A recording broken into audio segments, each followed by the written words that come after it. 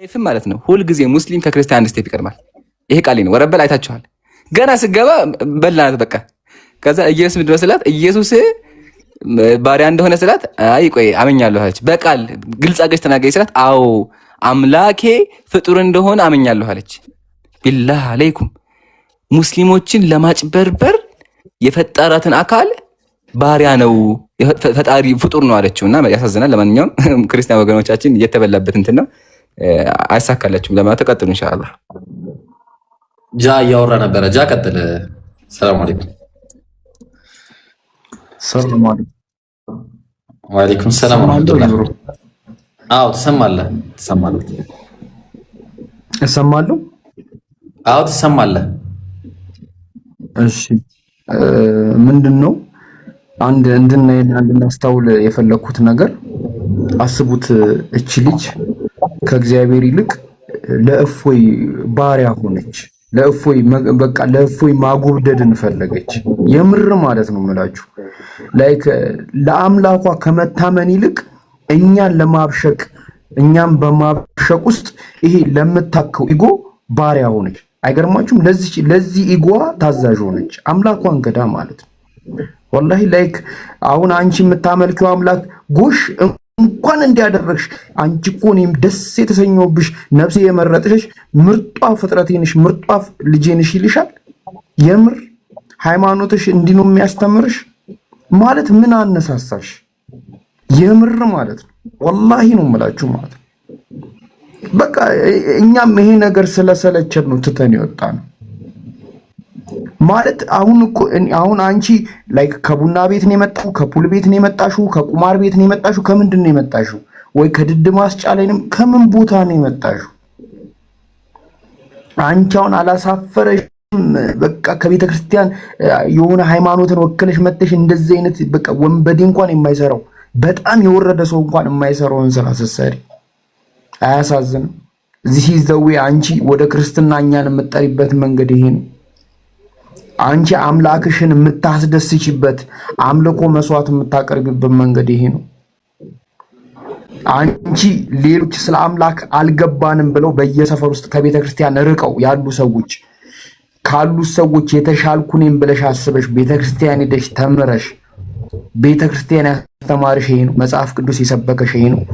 ፋይናሊ አንቺ የክርስትና ሃይማኖት አስተማሪዎች አንቺ ላይ የለፉብሽ ውጤቱ ይሄ ነው። ይህንን ነው እያስተማሯቻችሁ ያለው። ላይክ እነዚህ ናቸው ውጤቶቻችሁ። እነዚህን ነው የምታመርቱት፣ እነዚህን ነው የምትፈጥሩት። በዚህ መልክ ነው ምዕመኖቻችሁን ሼፕ እያደረጋችሁ ያላችሁት።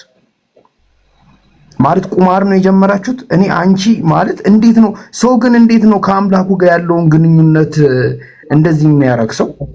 ሰው እኮ ማለት ነው ሰልሞ ወላሂ ነው የምላችሁ ሰልሞ ላይክ የተገደለ እኮ የምናውቀው አለ። ስንት መከራ የሚበላ ሰው እኮ አለ ከአምላኩ ጋር ያለውን ግንኙነት ለማስተካከል።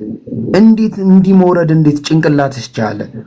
እውነት ጭንቅላት አለሽ ግን በጣም ነው የሚያሳዝነው። በጣም ነው የሚያሳዝነው። በጣም ነው የሚያሳፍረው። ወላሂ ያረ ህሊና ይኑረን።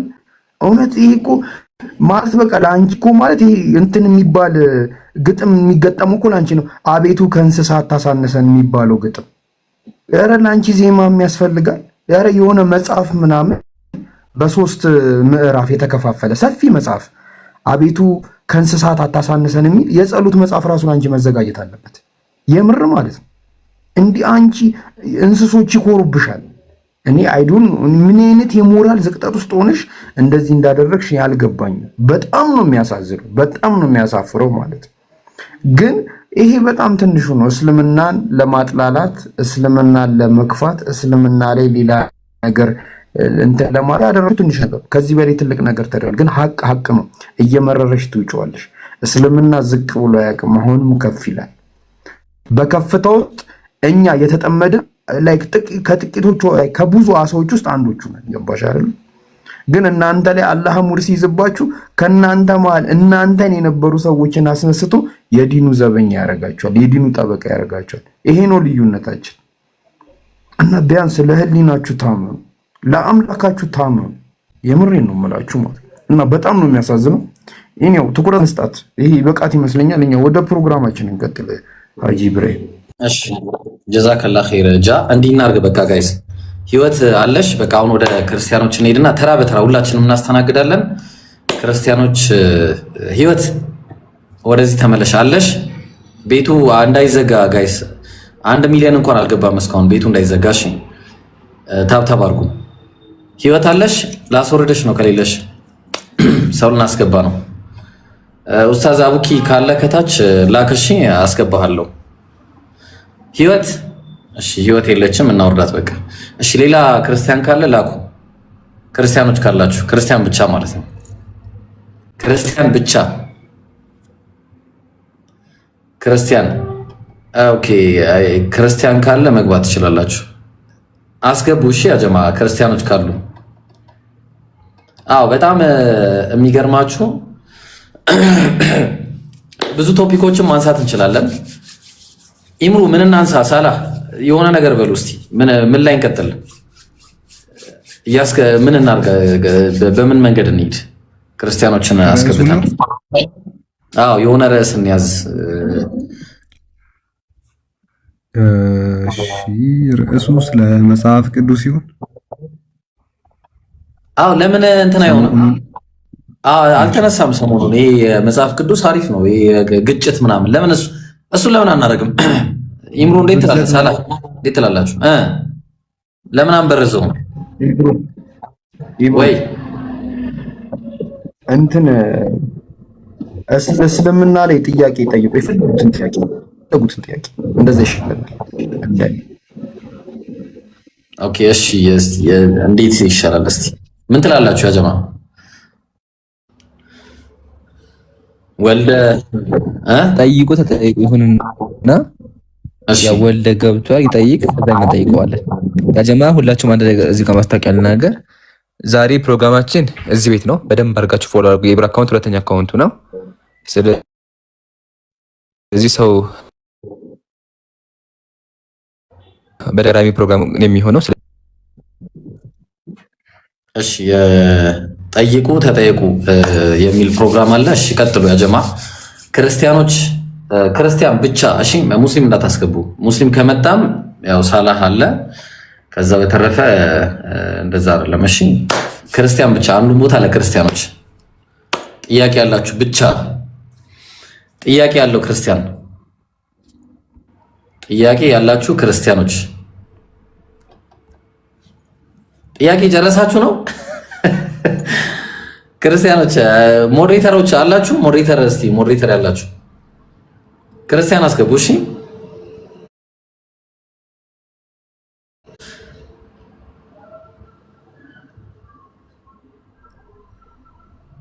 ነይ እስቲ የወርዲ ግቢ።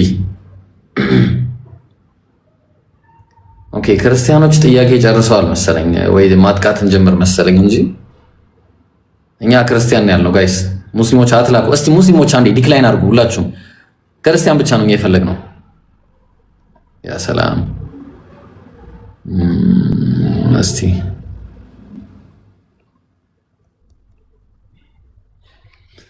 እሺ ምን ይሻላል ጋይስ? የሚጠይቅ ክርስቲያን የለም።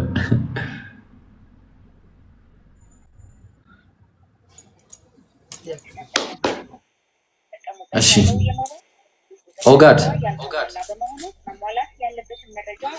ሰላም ብለናል። ሄሎ አንበሳ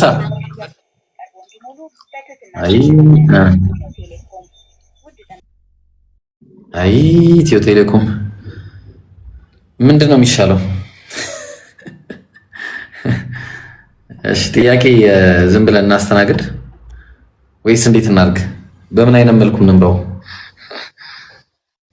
እሺ ሙስሊም አስገባችሁ። እሺ አይላ አላስቸግርሽ። እኔ ሀሳብ አለኝ ብሮ። እሺ የኔ ሀሳብ ምንድን ነው? እዚህ ውስጥ ገስት ውስጥ 1 2 3 4 5 6 7 8 9 ሰዎች አለን። አዎ እና ሁላችንም አንዳንድ 2 ደቂቃ ወስደን ለምን ክርስቲያን እንደማንሆን ጥቂት ምክንያቶችን ብንገልጽ ሁላችንም ማለት ነው በማስረጃ ሳላ ክርስቲያን የማይሆንበት ምክንያት ይሄ ነው ብዬ የራሴን ምክንያት በማስረጃ ያሳያለሁ። ኢምራንም ክርስቲያን ማይሆንበትን ደቂቃ ይቆጠራል። ደቂቃ ትሰጠናለህ ለሁላችንም 3 ደቂቃ ቢሆን አሪፍ ይመስለኛል። 3 ደቂቃ ብትሰጠንና ለምን ክርስቲያን እንደማንሆን ሁላችንም ብንገልጽ ምን ትላለህ? ይሆናል። እሺ ኢንሻአላህ እንደዛ እናርግና ያው ሰው እስከሚመጣ ድረስ በመሀል ጥያቄ ከመጣ እናስተናግዳለን። 3 ከሚሆን ግን 2 እናርግ። ሳላ እንዳይበዛ 2 ደቂቃ እናርግ። አዎ በ2 ደቂቃ አሁን ከአንተን ጀምርና ያው ስታርት ብዬልሃለሁ ጀምር። ኦኬ እሺ ቆይ እንትን ትጀምርልኛለህ? ቆይ ስቶፕ አደረኩት። ደቂቃ አትግደልብኝ ወገናችን። እንደዛ እሺ ክርስቲያን ማልሆንበትን ሪዝን ጥቂት ምክንያቶችን ነው የምገልጸው። ደቂቃ አታስጀምረሽ። እሺ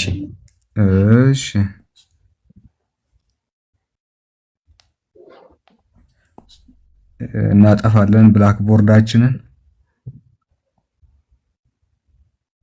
እሺ አስጀምርልኝ።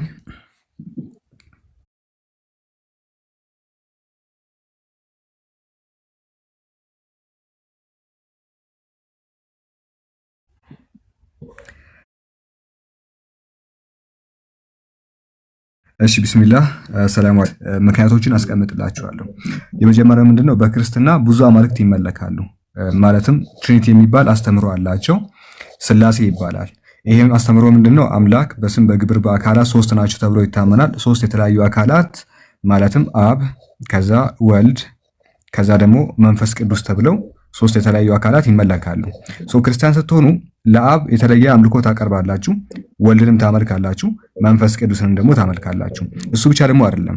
ኦርቶዶክስ ከሆናችሁ ለማርያም ከነሱ የማይተናነስ የሆነ አምልኮን ታቀርባላችሁ፣ ለማርያም ትሰግዳላችሁ። ለማርያም ብቻ ደግሞ አይደለም፣ ስፍር ቁጥር የሌላቸው አንሊሚትድ የሆኑ ቅዱሳን ተብሎ የሚጠሩ አካላት አሉ። በክርስትና ስፔሲፊክሊ በኦርቶዶክስ ቅዱሳን የሚባሉ አካላት አሉ። ለነዚህ ሁላ ይሰገዳል። ለማርያም ትሰግዳላችሁ።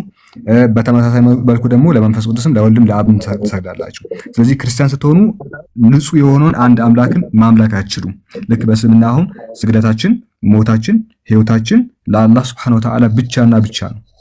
የምንሰግደው ለአላህ ነው። አምልኮ ሁሉ የሚፈጸመው ለአላህ ነው። ለክብርም ይሁን ለምንም ይሁን ለአምልኮም ይሁን የሚሰገደው ለአላህ ነው። ስለዚህ ንጹህ የሆነ አህዳዊ የሆነ አስተምሮ የአንድ አምላክ ትምህርት የሚባል ነገር በክርስትና የለም። ስለዚህ ይሄን ክርስትና ላይ ብቻ ደግሞ አይደለም። የትኛውን እምነት ብትከተሉ አይሁድን ብትሆኑ ዞሪስታንስን ብትሆኑ አንድ አምላክ ንጹህ በሆነ መንገድ ልታመልኩ አትችሉ። ክርስቲያን ብቻ አይደለም።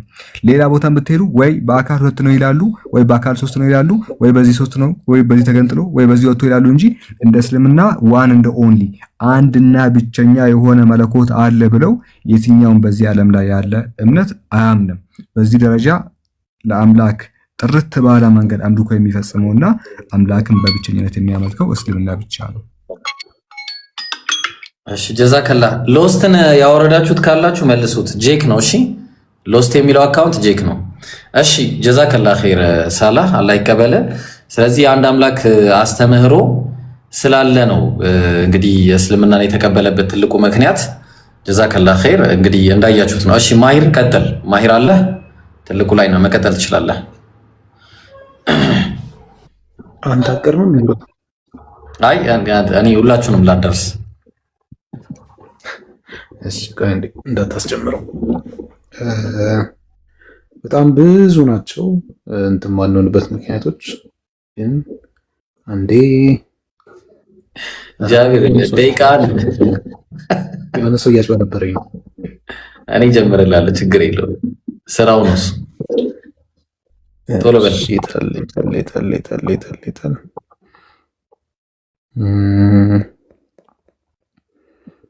በቃ አንድ ወሳኝ ነገር ላሳያችሁ ነበረ። ይቅርና ኖርማል ነገሮችን ላሳያችሁ። አሁን አስጀምርልኝ። እሺ ቢስሚላህ። እኔ ክርስቲያን ማልሆንባቸው ምክንያቶች በጣም ብዙ ናቸው። ከነሱ ውስጥ ግን ወሳኙ የአምላክ ጉዳይ ነው። ክርስትና ላይ እየተመለከ ያለው አካል እኔ ማላውቀው አካል ነው። ክርስትና ላይ እየተመለከ ያለው አካል ትክክለኛ አምላክ ሳይሆን የሆነ የአምላክነት መስፈርት ማያሟላ አካል ነው። ለምሳሌ እዛው መጽሐፍ ቅዱስ ላይ ምን ብሎ ይናገራል? የሰውን ክፋት በምድር ላይ እንደበዛ አየ፣ ሰውን ከፈጠረ በኋላ ከዛ ሰውን በምድር ላይ በመፍጠሩ ተጸጸተ ይላል። እኔ እንደ አንድ ሰው የሚጸጸት ልክ እንደኔ የሚጸጸትን ሰው አምላክ ነው ብዬ ተቀብዬ ላመልኩ አልችልም። በተመሳይ ደግሞ ከስራው ሁሉ አረፈ ይላል። በሰባት ቀን ከፈጠረ በኋላ ሰማይና ምድርን ከዛ በስራው ሁሉ አረፈ ብሎ ይናገራል። እንደ ሰው የሚያርፍን አካል የሚደክመውን አካል አምላክ ነው ብዬ ላመልኩ አልችልም። እውቀቱ ደግሞ ሁሉን አቀፍ አይደለም። ማያውቃቸው በጣም ብዙ ነገሮች አሉ። ኢቭን እዚህ ጋር መጽሐፍ ትንቢተ ሆሴዕ ላይም ብሎ ይናገራል። አለቆችንም አደረጉ ይላል፣ እኔ አላወቅኩም። ከሱ ጀርባ ጭራሽ ይሿሿማሉ ግለሰቦቹ። ከአምላክ ጀርባ ነገራት ይደረጋሉ። እንደዚህ አይነት አምላክ ደግሞ እኔ አምላክ ነው ብዬ ልቀበለው አልችልም። ሃይማኖትንም እንደ ሃይማኖት ልቀበለው አልችልም። ወደ ኦርቶዶክስ ስንመጣ ደግሞ ኦርቶዶክስ ምሰብከን ጭራሽ ማርያምን እንድናመልክ ነው እንጂ እግዚአብሔር እንድናመልክ አይደለም። የእግዚአብሔር ባሮች መሆን አንሻ ይላል።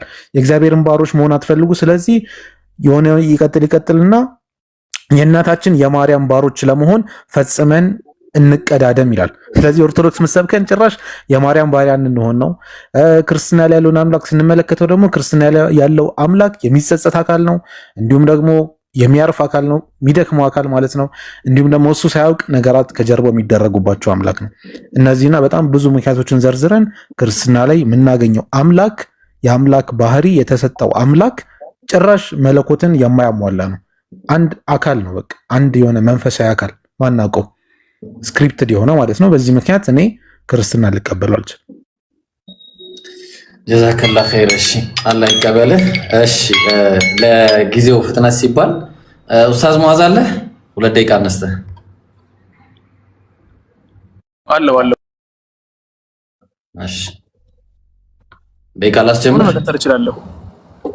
እሺ አስጀምር።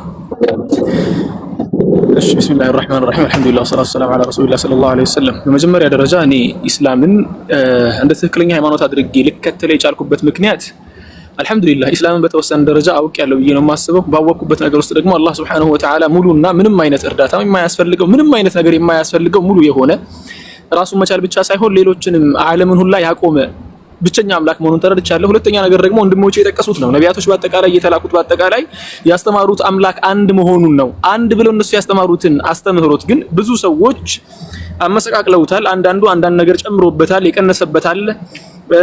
በእንትን 3 ነው፣ በአካል 3 ነው፣ በመለኮት አንድ ምናምን የሚል ነገሮች አሉ። ወላኪን ትክክለኛው አምላክ አንድ ብቻ መሆኑን የሚናገር ኢስላም መሆኑን ስላገኘሁ ነው። ከዚያ ውጭ ያሉ ሃይማኖቶች ደግሞ ከብዙ የጣዖት አምላካውያን ቅጂ እንደሆነ ስለተረዳው። ለምሳሌ ያከው ክርስትና ከመጣን የትኛውም ክርስትና ውስጥ የሚሰሩ ነገሮች ወደ ግሪክ ሀገር የቀድሞ የጣዖት አምላካውያን የጣዖት አምልኮ የሚሰሩ ሰዎች የሚሰሩትን ተግባራት ብትመለከቱ ቁርባን የሚባለው ነገር ሙሉ በሙሉ ታገኙታላችሁ። ስላሴ የሚባለው ነገር እነሱ ብቻ ጋር አይደለም፣ ግብጾች ጋርም ዚዮስ፣ ሆረስና ሂራ የሚባል ስም በዚያ ስም አለ። ሁሉም ጋር ስትሄዱ እነኚህ አቂዳዎች በአጠቃላይ የጣዖት አምላኪዎች አቂዳ መሆን ነው የምታገኙት ማለት ነው። ስለዚህ የጣዖት አምልኮትን ወደ አላህ አምልኮት አምጥቶ ቀላቅሎ እንደ አምላክ አምልኮት አድርጎ ሰዎችን ማስገዛት ትክክል ስላልሆነና አላህ Subhanahu Wa Ta'ala ደግሞ ዲነል ኢስላምን ከምንም አይነት ተሕሪፍ ምንም አይነት ጭማሮና መቀነስ የታደገው ረብል ዒዘት ወልጀላል የከለከለው ስለሆነ ነው። ኢስላም ብቻ የተጠበቀና ከሌሎች ሃይማኖቶች በተለየ መልኩ ብቸኛ ምንም ነገር ያልተጨመረበት ያልተቀነሰበት እምነት ስለሆነ ነው። ሌላኛው ነገር ደግሞ ኢስላም የአላህ Subhanahu Wa Ta'ala እምነት መሆኑን የምንረዳበት ለማንኛውም ሰው ቅድሚያ የማይሰጥና ለአላህ Subhanahu Wa Ta'ala ብቻና ብቻ ቅድሚያ የሚሰጥ ስለሆነ ነው። ሰላም አለይኩም። ወአለይኩም ሰላም ወራህመቱላሂ ወበረካቱ። ጀዛከላህ ኸይር። አላህ ይቀበል ኡስታዝ።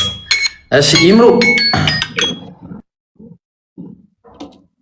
ጀዛከላህ ሀቢቢ። እኔም አጠር ያለ ሀሳብ ላስቀምጥ። አንደኛ እኔ እንደ ዋና ኮንሴፕት የማስቀምጠው የክርስትና መሰረት ውሸት ነው።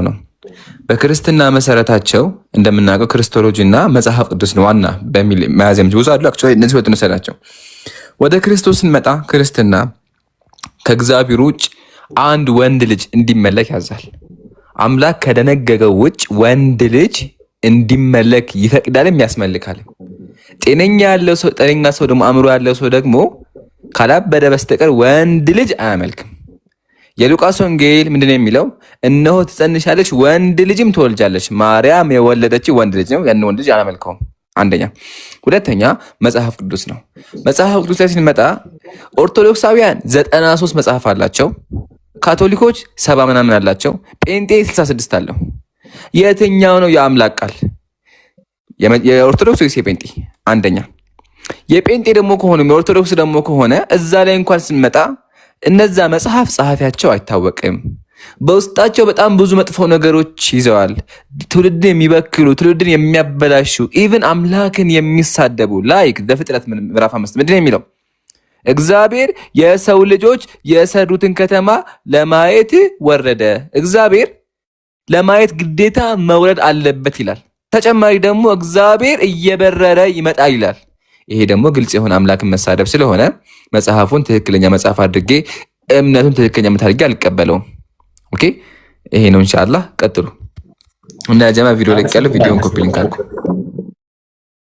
እሺ ሰከንድ አላለቀም ብለን ነው። እሺ እሺ ኸይር ጀዛከላህ ኸይር ኢምሩ ትልልቅ ፖይንቶችን ያነሳው። እሺ አሚሮ አለ እንግዲህ ያው አንተ ሙስሊም የሆንክበትን ምክንያት ሁላችንም እንድንናገር ነው ሳላህ መጀመሪያ እንትን ያለን አለ። አሚር ሙስሊም የሆንክበትን ምክንያት እንድትናገር። ሰላም አለይኩም ድምጽ ይሰማል?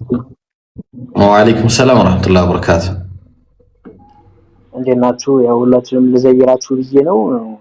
እኔ ማስረጃ እየጠቀስኩኝ ምናምን በእናንተ ፊት ድፍረት ኖሮኝ ምናምን እንደዚህ ነገር ላብራራ አልችልም። እንዳትጠብቁ ሰዓት ልዘይራችሁና ልውጣ። ስላገኘኋችሁ ደስ ብሎኛል። ባጭሩ ሙስሊም ስለሆንኩኝ ነው፣ ጤነኛ ስለሆንኩኝ ነው ሙስሊም የሚቀጥለውና ባይሆን ባለችኝ አንድ ደቂቃ ሙስሊም ማለት ያው ብዙ መገለጫዎች አሉ ደስ የሚሉ። ከነዛ ውስጥ ሙስሊም ወንድማማችነት ነውና እዚህ ጋር ኢምራን 2 ቀን እንደተጨመረለት ስትናገሩ ሰምቻለሁ። ሰራይጄ ከሩቅ ነበር እየሰማሁ የነበረው።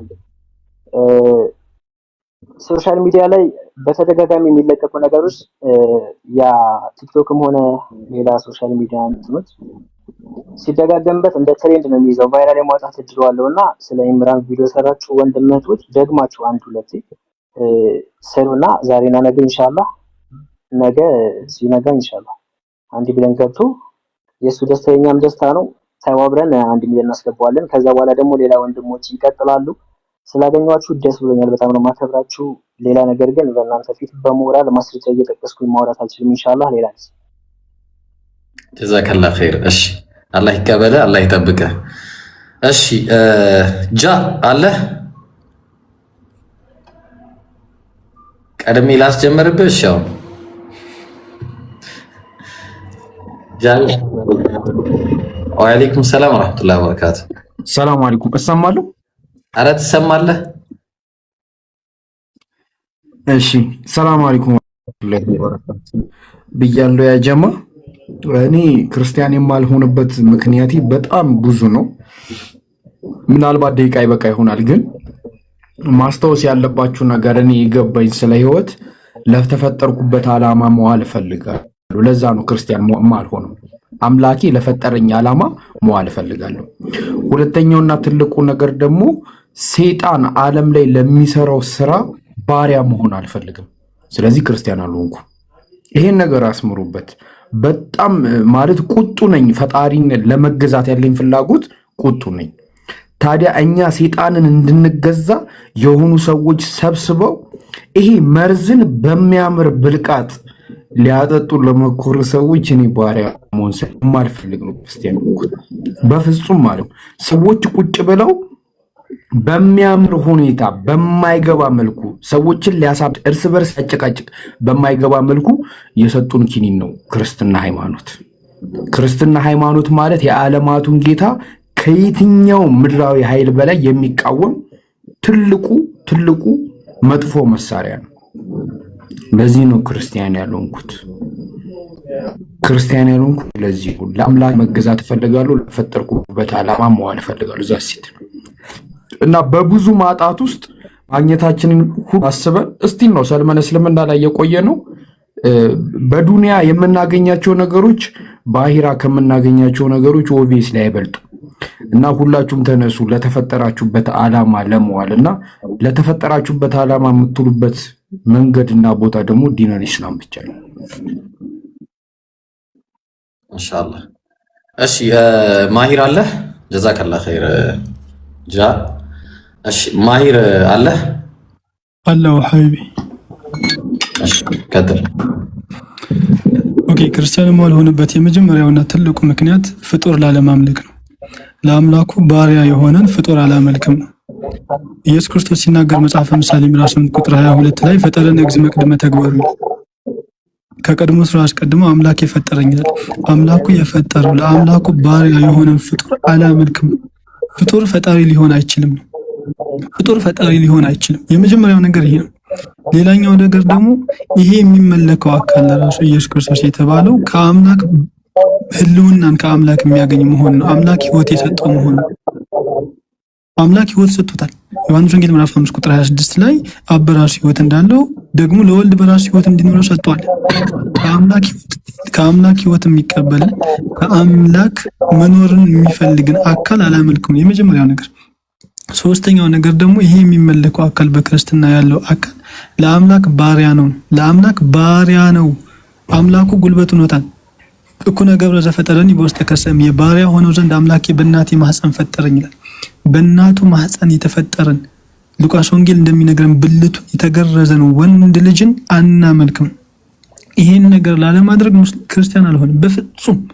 አምላክ በማህፀን የፈጠረው ለአምላኩ ባሪያ የሆነ አምላኩ ጉልበት የሆነው ኢሳይያስ እንደሚናገረው አምላኩ ጉልበት የሆነው በማህፀን የተፈጠረን ፍጡር አናመልክም። በዚህ ምክንያት ብቻ ክርስቲያን አልሆነም። ይህንን ነገር ደግሞ ሲያብራራው ኤፌሶን ምዕራፍ 4 ቁጥር 24 ላይ በእግዚአብሔር አምሳል የተፈጠረውን አዲሱን ሰው ልበሱት ይላል። አዲሱን ሰው በእግዚአብሔር አምሳል የተፈጠረውን ፍጡር ቢላህ አለይኩም ህሊና ያለው ሰው ፍጡር አያመልክም። ሰማይና ምድርን የፈጠረ አምላክ ከሰማይ ወርዶ እንጨት ጠራቢ ሆኖ አይመለክም። ይሄንን ላለማምለክ ክርስቲያን አንሆን። ይሄ ነው ሐሳቤ። እሺ ጀዛከላ ኸይር አላህ ይቀበልህ ማሂር። እሺ አይ ቲንክ ሻሃዳ የሚለውን ልጅ ቅድም አስገቡት። እሺ ዋንጋርድ ነው ኤጋርድ ምናምን የሚለው አካውንት። እሺ ማን የቀረው ሰው ይላል? አሁን ሎስት። ኦኬ ጄክ ቀጥለው። አጣሁት እኮ እዚህ ከላይ ነው ሄደ ነው ልክ። እሺ እና ምንድነው የመጀመሪያው አምላክ እንዲህ ነው አይደለም ከማለት በፊት የሚጀምረው ሁላችንም የተቀበልናቸው ነቢያቶችን አስመልክቶ ነው። ያ ነብይ እውነተኛ ነብይ ነው ወይንም ደግሞ ትክክለኛ መልእክተኛ ነው አይደለም የሚለው ነው። የብሮ ደቂቃ ተሰጠኝ መሰለኝ። ያው አለ እኔ ጋር። እሺ ያን አስመልክቶ የባይብል ነቢያቶችን ከተመለከትን ለምሳሌ ዳዊትን መውሰድ እንችላለን። ዳዊት ምን አይነት አካል ነበረ የሚለውን ከተመለከትን ከእግዚአብሔር ትእዛዝ የማይወጣ ሰው ነበረ። መጽሐፈ ነገሥት ቀዳማዊ ላይ ምዕራፍ 15 ቁጥር 5 ላይ ዳዊት በዘመኑ ሁሉ በእግዚአብሔር ፊት ቅን ነገር አድርጎ ነበርና ካዘዘውም ነገር ሁሉ ፈቀቅ አላለም ነበርና ይላል። ነገር ግን ይሄንን የእግዚአብሔር ትእዛዝ እንደማይጠስ ከነገረን በኋላ ግን በሌሎች ቦታዎች ላይ ዳዊት ነብይ ነበር። የሐዋርያት ሥራ ምዕራፍ 2 ቁጥር 30 ላይ ነብይ ስለሆነ ተብሎ ተገልጿል። ነገር ግን በሚገርም ሁኔታ ግን ዝሙት የፈጸመ አካል ነው። ለምሳሌ መጽሐፈ ሳሙኤል ምዕራፍ 11 ቁጥር 4 እና 5 ብንመለከት ዳዊት መልእክተኞች ልኮ አስመጥቶ ወደ እርሱም ገባችልና ከርኩሰትም ነጽታ ነበርና ከእርሷ ጋር ግን ተኛ ይላል። ከሴት ጋር የሚተኛ ዝሙተኛን የሆነ አካል ከአምላክ መልእክት እየመጣለት ነው ብዬ ልቀበል አልችልም። ይሄ አእምሮ ሊቀበለው አይችልም። ሌላኛው አምላክ የተገለጸበት መንገድ ነው። አምላክ ኦሪት ዘጸአት ምዕራፍ 11 ቁጥር 17 ላይ የሚተነፈስ መሆኑ ተነግሮናል። ለምሳሌ ትንሽ ለመመልከት አክል ይህ አምላክ የሚተነፈስ መሆኑን ነው የተነገረ። የሚተነፈስን አምላክ ግን እንዴት ነው በዚህ መልኩ ሊገለጽ እንደቻለ የሚለውን ነገር ልቀበለው አልችልም፣ ላምነውም አልችልም። የሚተነፈስን አካል ላመልክ አልችልም። ለምሳሌ ያው ተነፈሰ ይላል፣ ልቀበለው አልችልም። ሌላኛው ራሱን ለማጥፋት ሞክሯል። ራሱን ለሚያጠፋ ነብይም ብዬ አምላክም ብዬ ልቀበለው አልችልም። የዮሐንስ ወንጌል ምዕራፍ 2 ቁጥር 10 ላይ እንደምንመለከተው ኢየሱስም መልሶ ይህ ቤተ መቅደስ አፍርሱት አለ። ይህ ቤተ መቅደስ አፍርሱት በ3ም ቀን አነሳዋለሁ አላቸው ይላል። ይሄንን ሐሳብ ላጠቃለው ብዬ ይህን ቤተ መቅደስ አፍርሱት አለ። አፍርሱት ካለ በኋላ በ3ም ቀን አነሳዋለሁ አላቸው። ስለ ሞቱ ነው የሚያወራው እያለን ነው። አፍርሱት ማለት ግደሉት ማለት ነው። ግደሉኝ ብሎ ራሱን ወደ ግድያ የሚጣራ አካል ግደሉኝ የሚል አካል ላመልክ አልችልም፣ ልቀበለው አልችልም ነው እያልኩ ያለሁት። ጀዛከላህ ኸይር። 2 ደቂቃ ማለት እንዲህ ነው እንዴ? 2 ሰዓት አይበቃም። እሺ ኦጋድ አለ አንድ የኔን ሐሳብ ከመናገሬ በፊት አለው። እሺ መስለም ፈልገ ነው መስለም ፈልጌ ይላል። መጀመሪያ እምነት ክርስትና ነበረ። መስለም ፈልጌ ነው። አዎ ጥሩ። አሁን ኢየሱስ ክርስቶስ አምላክ እንዳልሆነ አምነህ ነው አይደል የምትገባው? አምኜ ወደ ትክክለኛ ሃይማኖት መመለስ ፈልጌ ነው፣ ወደ እስልምና ማለት ነው። አዎ ትክክል። ኢየሱስ ፍጡር ነው ብለህ ማለት ነው አይደለ? ፍጡር ነው። ኢየሱስ ፍጡር ነው። ወደ ትክክለኛ ሃይማኖት መመለስ ፈልጌ ነው። በጣም ጥሩ። እሺ እኔ የምለውን ተከትለኝ ትላለህ። እሺ እሺ። አሽሀዱ አላ ኢላሃ ኢላላህ ወአሽሀዱ አነ ሙሐመደን አብዱሁ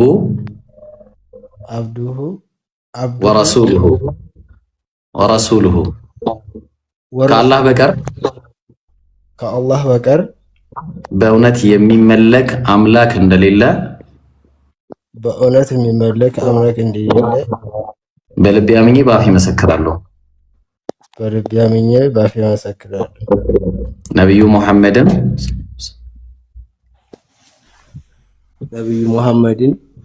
የአላህ መልእክተኛና ባሪያው መሆናቸውን በልቤ አምኜ በአፌ እመሰክራለሁ። ማሻአላህ አላሁ አክበር አላሁ አክበር። በጣም ደስ ይላል። እንግዲህ አንተ ዛሬ ሙስሊም ሆነሃል። ከዚህ በኋላ ያው አላህ Subhanahu Wa Ta'ala ወንጀልህን በዜሮ አባዝቶልሃል። እንግዲህ ከዚህ በኋላ ያው ንጹህ ሰው ነህ ማለት ነው። እንደተወለደ ሕፃን ልጅ ነህ እና ከዚህ በፊት የነበረው ኃጢአትህ ሁሉ ተሰርዞልሃል። አልሐምዱሊላህ። አላህ ጽናቱን ይስጥ። አላህ እንግዲህ ሁላችንንም አብሮ ጀነት ሲሰብስበን። በአጭሩ ምንድነው የምልህ፣ በውስጥ ታናግረኛለህ። ትምህርት የምትማርበትን ቦታ አሳያለሁ። እሺ አናግረኛው። ፎሎ አርጌያለሁ። እሺ ፎሎ አርጌያለሁ።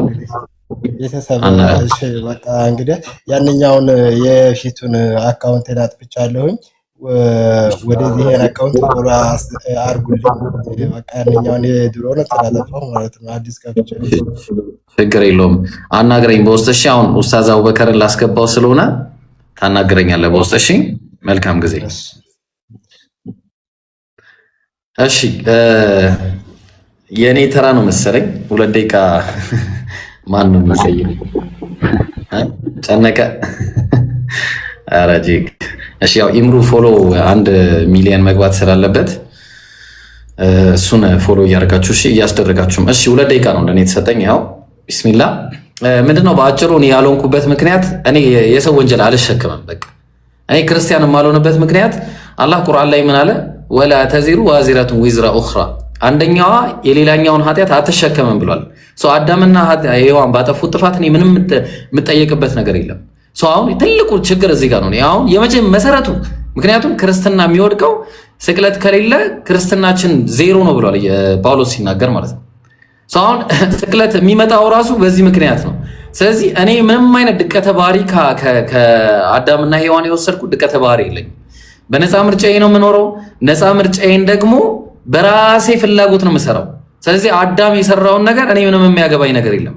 ልጆች ባጣ። ስለዚህ አምላክ በክርስትናው አካሄድ ስንሄድ ፍትሃዊ አይደለም። ለምሳሌ ኦሪት ዘሌዋውያን ምዕራፍ 21 ቁጥር 16 ጀምሮ እንዲህ ይላል ብታዩት፣ እውር፣ አንካሳ፣ አፍንጫ ደፍጣጣ፣ ትርፍ አካል ያለው፣ እግረ ሰባራ፣ እጀ ሰባራ፣ ጎባጣ፣ ድንክ፣ አይነ መጭማጫ፣ እከካም፣ ቋቁቻም፣ ጃንደረባ፣ ነውረኛ ሁሉ ወደ እግዚአብሔር ጉባኤ አይግባ ይላል።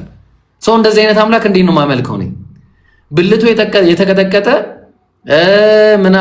ምኑ የተቆረጠ ወደ እግዚአብሔር ጉባኤ አይግባ፣ ዲቃላ ወደ እግዚአብሔር ጉባኤ አይግባ። ሆይ ምን አረጉ እነዚህ ሰዎች?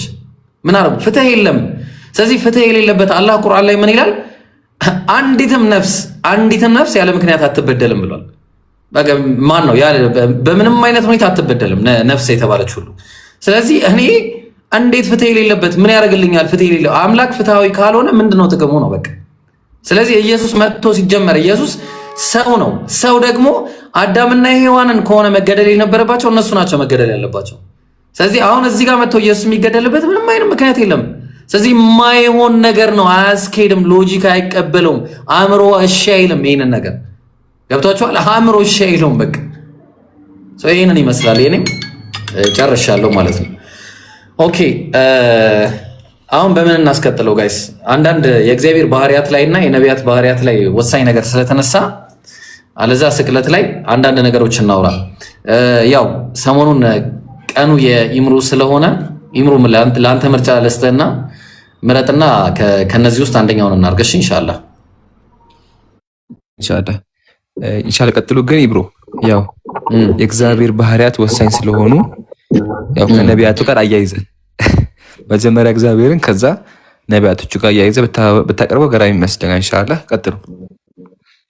አዎ ጀምር። ደቂቃ ይዛለው። በደቂቃ እናደርገዋለን። ኢምሩ 5 ደቂቃ እናደርገዋለን።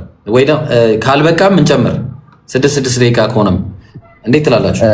እንዳይበዛ ጀስት ሐሳፍሉ ይሁን ኢብሮ ጀምረውና ከዛ ኢንሻአላህ ወደ መጨረሻ አካባቢ ደግሞ ቀጥላለሁ። ስራ እየሰራሁ ነውና ቀጥሉ ኢንሻአላህ። እሺ ሳላህ ይጀምር። እሺ ወይ እንደዛ ከሆነ ሳላህ ይጀምርልንና ሳላህ አለ። ሰላም አለይኩም። የእግዚአብሔር ባህሪያት ላይ እንጀምርና ከዛ እንቀጥላለን ኢንሻአላህ። ሳላህ የለህም ወይ? እናንተ ቀጥሉ። በቃ እኔ ልበርከው። በቃሽ ይበረክ። ያው እንግዲህ እኔ ምናልባት እንግዲህ እሺ የታለ መሰላችሁ አንድ ይሄን ነገር ላጥፋው። እሺ እኔ አሁን እግዚአብሔር በነገራችሁ ላይ ማለት ነው ወላሂ በቃ እስቲ እንዴት እንደሆነ ታዩታላችሁ እናንተ ራሳችሁ። ባህሪያት የእግዚአብሔር ባህሪያት በባይብል ማለት ነው። እሺ በመጀመሪያ ደረጃ እንግዲህ እንደምታውቁት አምላክ በባህሪው እኔ ወላሂ በጣም ይገርመኛል። አሁን የሚሰጠው ባህሪያቶች እንግዲህ እኔ ሰዎች ሲደክማቸው እንደምታውቁት እንደዚህ ሲደክማቸው ሻይ ይጠጣሉ፣ ቡና ምናምን ብዙ ነገሮች ያደርጋሉ። ሰዎች ሲደክም ስለኛ ነው የማወራው፣ እኛ ሰዎች ሲደክመን እንደዚህ ነው በቃ ቶሎ ብለን የሆነ ነገር እናደርጋለን። አሁን ችግሩ ግን ለእግዚአብሔር የተሰጠውን ባህሪ ነው። አንደኛ ቆሮንቶስ ምዕራፍ 1 ቁጥር 25 ላይ ከሰው ይልቅ የእግዚአብሔር ሞኝነት ይጠባል አለ። ዋት ለአምላክ እንዴት ነው ሞኝነት ባህሪ ተብሎ የሚሰጠው? እንዴት አይነት አካሄድ ነው ማለት እንዴት ነው ለአምላክ ሞኝ ብለህ የምትገልጸው? ራሱ በምን አይነት ሁኔታ ነው? የትኛው ምሳሌ ነው? ከዛ ቀጠለና ከእግዚአብሔርም ድካም የሰው ድካም ማን ነው? ከእግዚአብሔርም ድካም ይልቅ ማን ነው? የእግዚአብሔር ድካም ከሰው ይልቅ ይበረታልና አለ። ድካም ዱድ ምን ሆናችሁ ነው? የእግዚአብሔር ድካም እያለ ነው። ስለዚህ አንደኛ ይሄ ነው የመጀመሪያ በቃ የሚሰጠው ምሳሌ። እንደ ምሳሌ ደግሞ ራሱ እግዚአብሔር ሲያቀርብ አንድ በጣም የሚገርመኝ ነገር አለ። ትንቢተ ሕዝቅኤል ምዕራፍ 23 ላይ ቁጥር 1 ጀምሮ እኔ ሁሌ የምፈልገው ጥቅስ ስለሆነ ነው። ክርስቲያኖች ልብ አድርጋችሁ በደንብ አድርጋችሁ ምን ይላል መሰላችሁ? ጥቅሱን ሲያሳየን የእግዚአብሔር ቃል ወደ እኔ እንዲህ ሲል መጣ አለ። እግዚአብሔር ነው የሚያወራው። ከዚህ በላይ የሰው ልጅ ሆይ የአንዲት እናት ልጆች የሆኑ 2 ሴቶች ነበሩ አለ። 2 ሴቶች በግብፅም አመነዘሩ፣ በኮረዳነታቸውም አመነዘሩ። ከዛስ በዚያም ጡቶቻቸው ሟሸሹ። ምንድን ነው የሚወራው ጋይስ? በዚያም የድንግልናቸውን ጡቶች ዳበሱ አለ። ኦኬ አሁን አገባዋቸው አለ። እዚህ ጋር እግዚአብሔር ምን አለ? አገባዋቸው። አንደኛው የመጀመሪያው ኦሆላ ነው፣ ሁለተኛው ኦሆሊባ ነው። ስለዚህ ለእኔ መሆኑ ወንድና ሴት ልጆች ወለዱልኝ አለ እግዚአብሔር። አሁን እግዚአብሔርን በምን ጥለውት እንደሄዱ ታውቃላችሁ ጋይስ? በምንድን ነው ጥለውት ሄዱት ስንየው? ከዚህን ጀምር ከቁጥር 19 ነገር ግን በግብፅ ምድር የጎለመተች ከዚህን ጀምር ግልሙትናዋንም ገለጠች፣ ሀፍረተ ስጋዋንም አሳየች። ሀፍረተ ስጋዋን ነፍሴ ከእህቷ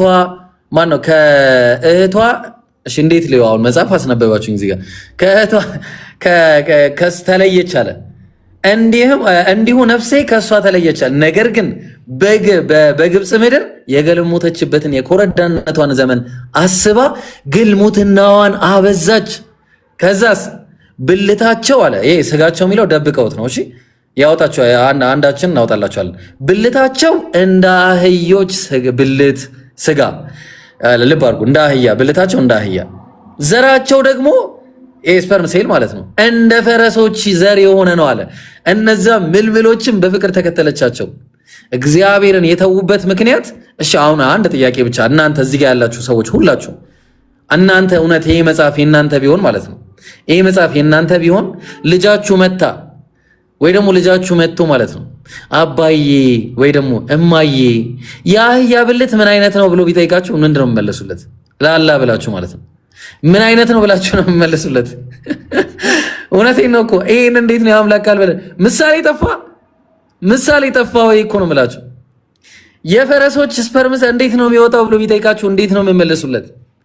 አያችሁ፣ ከዚህ የተረዳነው ነገር በግብፅ ምድር ያሉ ወንዶች በቃ ለየት ያሉ ናቸው ማለት ነው። ሴቶች እንድትመርጡ የታዘዘላችሁ ምርጥ መድኃኒት ነው ብሎ ነው እንግዲህ መጽሐፉ የደነገገው። ስለዚህ አሁን ምንድነው እዚህ ጋር የምናየው ነገር ትልቁ ነገር ምንድነው? በቃ በግብፅ ምድር ያሉ ወንዶች እንደዚህ አይነት ናቸው ማለት ነው። እንደዚህ አይነት ይሄኛው ነው እንግዲህ ይሄ ነው እንግዲህ መጽሐፉ ያለው ነው እኔ እያልኩ አይደለ። ስለዚህ በግብፅ ምድር እንደዚህ አይነት ነገር አለ ነው እያለ ያለው ሰው። አሁን እንዴት አድርጌ ነው ይሄንን አሁን ያ አምላክ በባህሪው እንደዚህ አይነት ንግግር እንዴት ይናገራል ነው በቃ እንዴት ይናገራል አምላክ በባህሪው? ሰው ብዙ ነገሮች አሉ። ሌሎች ወንድሞች ደግሞ ይቀጥሉ፣ ጊዜውን እንዳልይዝ። ሳላህ አለ ትቀጥላለህ?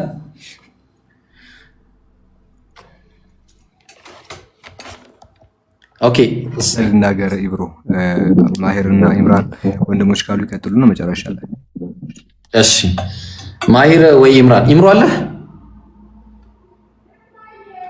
አሉ ሀቢቢ ኸይር ኢንሻአላህ። አንድ ሁለት ፖይንት አንሳና ትቀጥላላችሁ።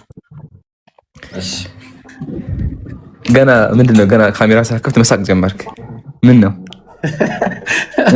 የሚወጣው ነገር ትዝ እያለኝ ነው። አይግሩ ኸይር ኢንሻአላህ።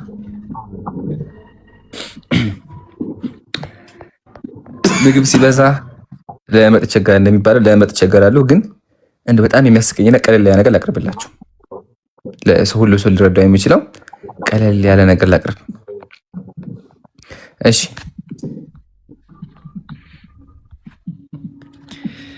ትንቢተ ኢሳይያስ ምዕራፍ 7 ቁጥር 18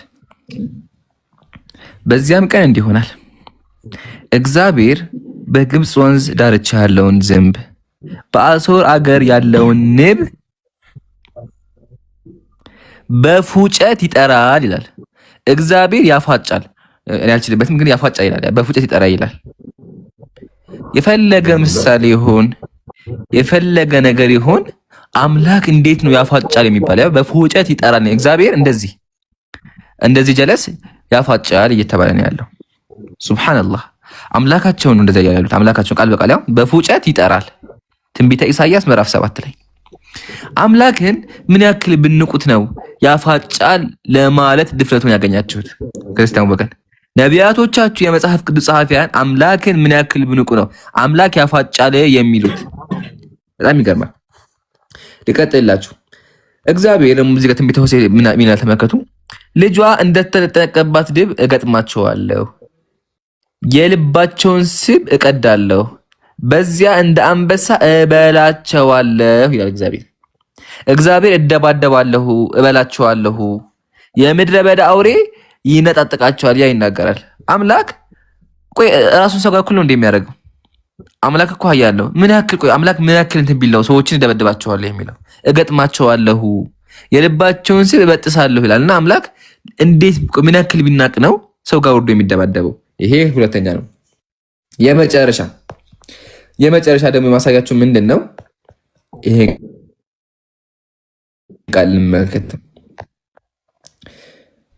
ትንቢተ ኤርሚያስ ምዕራፍ 20 ላይ ኤርሚያስ ምን አለ? አቤቱ አታለልከኝ እኔም ተታለልኩ ይላል። እግዚአብሔር ነቢያቶቹን ያታላል።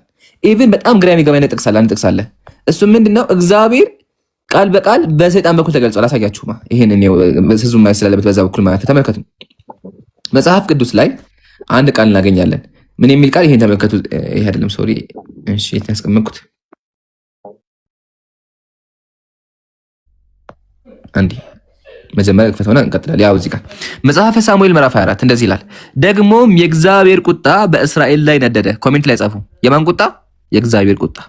ዳዊትንም ሂድ እስራኤልንና ይሁዳን ቁጠር ብሎ በላያቸው አስነሳው ይላል። ያስነሳው ማን ነው? ኮሜንት ጻፉልኝ። እግዚአብሔር። እግዚአብሔር ሄደ ቁጠር አለው ይላል። ማን ያለው? እግዚአብሔር።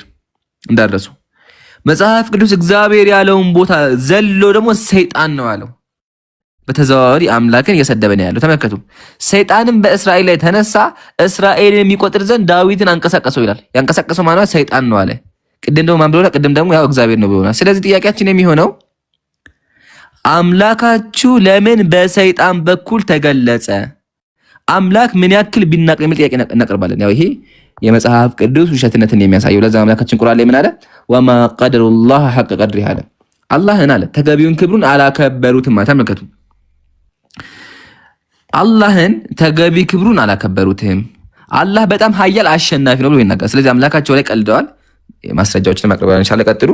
ይብሎ ግን ከዚህ በኋላ አይ ቲንክ ማውራት አልችልም፣ ግዴታ ደክሞኛልም እና ሐጃም ስላለችኝ ኢንሻአላህ ሰው እንዲመጣ ሚዩት አድርጌ ሊቀመጥ። ቀጥሉ። ጀዛከላህ ሀቢቢ ወያክ ጀዛከላህ ኸይርሽ። አሁን የሆነ ነገር አንብቤ ማለት ነው በጣም እየሳኩ ነበርና ናይጄሪያ ላይ ፖፑላር የሆነ ፓስተር አፖሎጂስት ነው ያውም ደግሞ እንትን አርሰናል ዋንጫ አይበላም ብሎ ተንብዮ ይቅርታ ጠየቃሉ። ወላሂ ያው ወይ እስኪ ቀጥል ቀጥል ሳላስቲ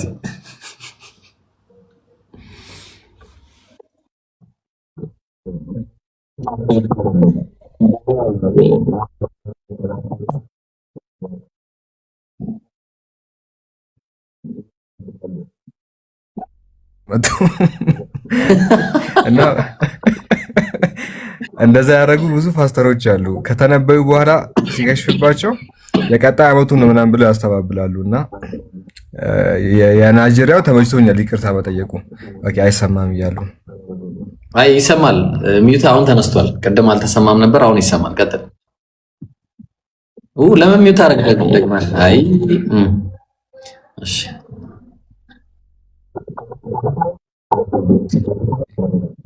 አሁን ይሰማል። አሁን ይሰማል። ቀጥል። እንዳት ሚዩት እንዳታረግሽ። ሰዓት በጣም ሄደ። 4:15 ሆነና ጥያቄ ብንቀበልስ ይቻላል? እሺ ጥያቄ እንቀበልሽ። የ5 ሰዓትም ሊሆን ነው እና ጥያቄ ተቀበለን እስከ 5:30 ከቻለን ብንዘጋው ደስ ይለኛል ኢንሻአላህ። ክርስቲያኖችም ሙስሊሞችንም የምንቀበለው ወይስ ክርስቲያን ብቻ? ኦኬ ሁለቱንም ነው የምንቀበለው። ግን እስኪ ለሙስሊሞቹ ቅድመ እንትኖችን ልስጣቸው። ኦኬ ጋይስ ጥያቄዎችን ስትጠይቁ እኛ ንጽጽር ላይ ነው የምንሰራው። ስለዚህ መጠየቅ ያለባችሁ ጥያቄ የንጽጽር ጥያቄ እንጂ የፈትዋ ጥያቄ እንዳይሆን። እኛ የፈትዋ ጥያቄ አናስተናግድም፣ ፈትዋ ላይ አንሰራም። ፈትዋ ጥያቄ ካላችሁ ሁሱን ትጠይቃላችሁ ሙስሊሞቹ። ኦኬ የፈትዋ ጥያቄ አናስተናግድም። ከዛ ውጪ ግን ማንኛውንም ጥያቄ ንጽጽር ላይ ሹብሃዎችን መመለስ እንችላለን። ከዛ ውጪ ሁለታችሁም ሙስሊሞችም ክርስቲያኖችም ገስት መላክ ትችላላችሁ። ግን ሙስሊሞች ፈትዋ እንዳትጠይቁ። እሺ ይሄን ከተስማማን ኡስታዝ ሸጂ መቀበል ትችላላችሁ ሁለቱንም።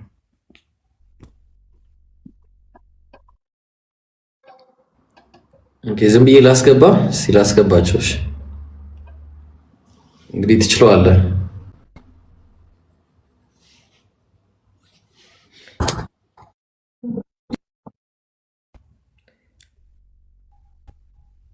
ሲንጊተን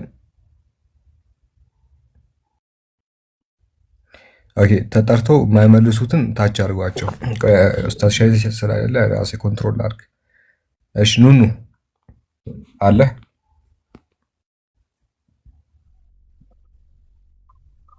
ክርስቲያኖች ካሉ ቅድሚያ እነሱን ብትቀበሉ ጥሩ ነው። እሺ ጋይስ ክርስቲያኖች ካሉ ቅድሚያ እነሱን ተቀበሏቸው። ማያወሩትን ደግሞ እንደ ኑኑ ታች ማድረግ ሳለኝ አይ ችግር የለውም። እሺ ኦኬ ቀጣይ ሰው ገስት ከገባችሁ ማይካችሁን ከፍታችሁ ጥያቄያችሁን ጠይቁ።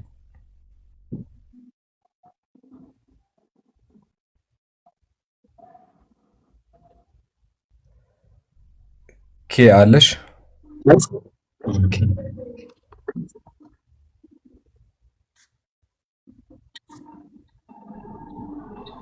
ሁለት ኬዎች አሉ።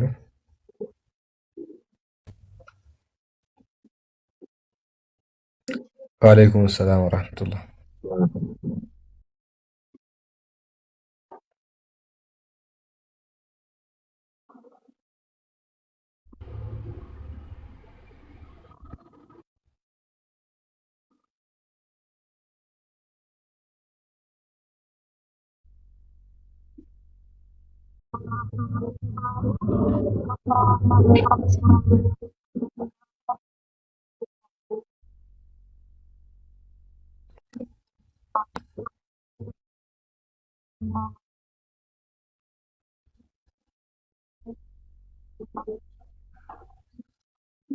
ነው የሚጠበቅብኝ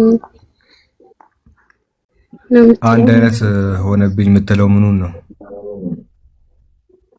መጀመሪያ ሻሃዳ እንደያዘች ክርስትና ላይ ስማር የነበረው እስልምና ጋር ደግሞ እንደዚህ መሰለን ስለ ነብያቶች ታሪክ ምናምን ማለት ነው። እሺ እና እንደዛ ሲሆንብኝ ትንሽ ግራ ገብቶኝ አንድ አመት ዝም ብዬ እንዲሁ ሃይማኖት አልባ ሁኜ ቆይቻለሁ አለ። ግን እሷ ሻሃዳዋን የቀጠለችው በመጀመሪያው ነው። ኦኬ። ታሪክ ተመሳስሎባት ከሆነ የሚመሳሰሉ ታሪኮች አሉ። ግራ ገብቷት መቀመጧ ክህደት አይደለም። ኦኬ። እስልምና ላይ የሆነ ጥያቄዎች ተፈጥሮባት ከሆነ የተቀመጠችው ምንም ችግር የለውም። እስካልካደ ድረስ በአምላክ እስካልካደ ድረስ ምንም ችግር የለውም። ግራ ገብቶት ምናምን ሊቀመጥ ይችላል። የሚመሳሰሉ ታሪኮች እንዳሉ ሁሉ የሚለያዩ ታሪኮች አሉ። ኦኬ። የሚለያዩ ታሪኮችም አሉ። የተመሳሰለበት ምክንያት ምንድነው? መጽሐፍ ቅዱስ ስሪቱ መሰረቱ የአምላክ ቃል ነበረ። መጽሐፍ ቅዱስ መሰረቱ የአምላክ ቃል ነበረ። ይህንን የአምላክ ቃል ከጊዜ በኋላ ግን ይበርዙታል፣ ይጨምሩበታል፣ ይቀንሱበታል። ስለዚህ ያልተበረዙ ታሪኮች አሉ፣ ትክክለኛ ታሪኮች አሉ። እነዛ ታሪኮችን ቁርአን ያረጋግጣቸዋል፣ ልክ ያልሆኑትን ደግሞ ያርማቸዋል። ሱሌይማን ጣዖት አምልኳል ይላል መጽሐፍ ቅዱስ ሲናገር። ኦኬ። ሱሌይማን ሰለሞን ጣዖት አምልኳል ብሎ ታሪኩን ይናገራል። ቁርአን ደግሞ መጣና ሱሌይማን አልካደም ግን ሰይጣኖች ካዱ ይላል። ስለዚህ ያ መጽሐፍ ቅዱስ የተናገረውን ነገር ያርማል። ገብቶሻል? ስለዚህ መጽሐፍ ቅዱስ የሚሳሳትበትን ፓርት ቁርአን ያርመዋል። ልክ ከሆነ ደግሞ ያው ልክ የሚሆነው አስቀድሞ የአምላክ ቃል ስለሆነ ነው። እነዛን ያረጋግጣል። ስለዚህ ምንም ግራ የሚያጋባ ነገር የለም ነው እዚህ ጋር። ስለዚህ ያቺ ሻሃዳ የያዘችው ልጅ በሻሃዳዋ ጸንታ ይሄ ታሪክ ኮንፊውዝ ካረጋት ምንም ችግር የለውም። ያው ኮንፊውዥን በዚህ መንገድ ሊጠራ ይችላል። ነገር ግን ድጋሚ ሻሃዳ ባቲዝም ምንም ችግር የለውም። ፈትዋ የስጠው አይደለም፣ ግን ኮንፊውዝ መሆኗ በዚህ ጉዳይ ከእስልምና አያስወጣትም ነው። ነገር ግን ኢየሱስ አምላክ ነው ምናምን አይነት ነገር ተናገራ ከሆነ መሀል ላይ ያ ክህደት ነው። ኮንፊውዥኑ ብቻ ከእስልምና አያስወጣትም ነው፣ ሌላ ክህደት ቃል እስካልጨመረች ድረስ ነው። አይ ከሁለቱም አዳምጣለሁኝ፣ ግን ደግሞ ሁለቱንም አልተቀበልኩም ነበር። ልክ አመት ከሞላው በኋላ እንደገና ወደ እስልምና ያኔ ከእስልምና ወጣ ከሆነ ሻሃዳ ያስፈልጋል። ከእስልምናም ጭምር ወጣ ከሆነ ሻሃዳ መያዝ አለበት። ሁለቱም አይደለውም ማለት ክህደት ነው። ከዚህም አይደለውም ካለች እኮ ክዳለች ነው ሊትራሊ። ስለዚህ ሻሃዳ መያዝ አለባት ነው። ያኔ ሻሃዳ መያዝ አለባት። መርሐባሽ ጀዛኩሙላህ ኸይር። ከሁለቱ ማለት ከእስልምናም እዚህ ላመጣ ትችላለህ። ያው እሱ ያለችው አንድ አመት እንደዚሁ ቆይቻለሁ። ያኔ ሙስሊም ነኝም ብዬ ሰላት ምናምን አልሰግድም፣ ክርስቲያን ነኝ ብዬ ወደ እነሱም አላምንም። ሁለቱም ተመሳሳይ አንዳንድ ነገሮች ስላጋጠመኝ በትምህርት ላይ ነው የቆየሁት ነው ያለችው። መጀመሪያ ሻሃዳ ይዛለች። እንደዛ ብላ ከተናገረችበት ጊዜ በኋላ ጊዜ ጀምሮ ከእስልምና ወጣለች። ሰው ሻሃዳ መያዝ አለባት። ሻሃዳ ትያዝና እንትን ትቀጥል። የኩፍር ነው፣ ሊትራሊ ኩፍር ነው። ከእስልምና አይደለሁም ብሎ መናገር ክህደት ነው። ስለዚህ ሻሃዳ ትያዝና እንትን ትበል። እንደዛ ይሻላል። መርሐባ ጀዛኩሙላህ ኸይር። እሺ ሌላ ሰው ለንደን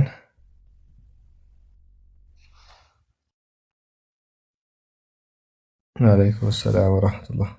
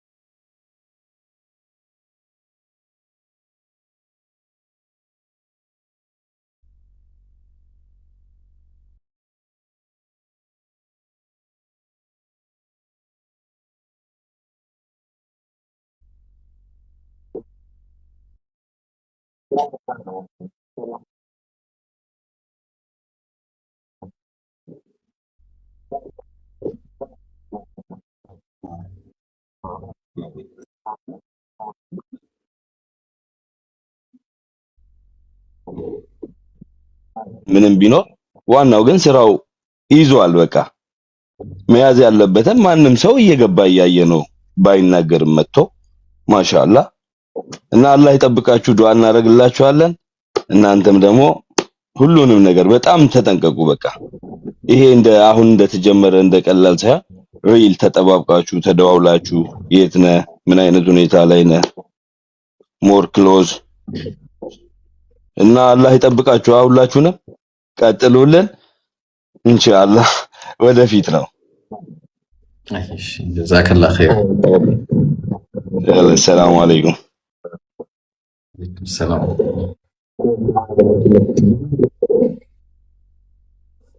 ሚዩት ነሳላ። አዎ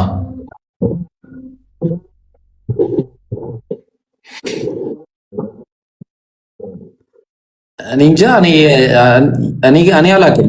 ያንተ እየተሰማኝ ነው ግን ሚዩት ነህ። እኔ የልጁም ሚዩት ነው አላውቅም። እኔ ሪፖርት ግን አለ ቤት ውስጥ አለ። እኔማ ትሰማለህ እንደተለመደው ነው።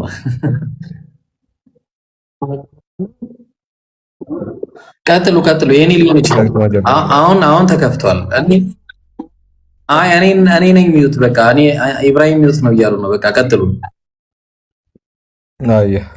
እሺ ድምጼ ከተሰማ አንዳንድ ቁጥር ድምጼ የሚሰማ ከሆነ ታች ላይ አንዳንድ ቁጥር ጋይስ ድምጼ የሚሰማ ከሆነ አንዳንድ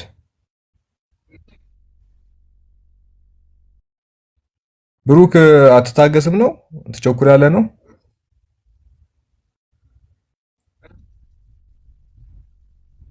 አንተ ባትሰማም ችግር የለውም ዳና ነገር አታወራ እሺ ቀጥላይ ቀልዴን ነው ቀጥላይ አሪፍ ነው ቀጥል ብሩክ ቀጥል ትሰማለህ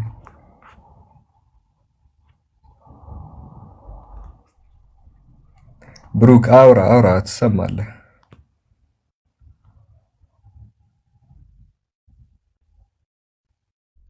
አንተ አውራ እየጠበኩ እኮ ነው ብሩክ አታወራ ብሩክን እንባርከውና እናወርደዋለን አወራ እንዴ ልጅ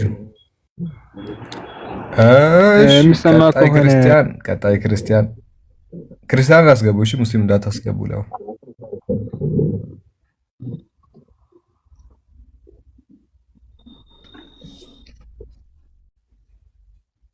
ማርጣጁ እሺ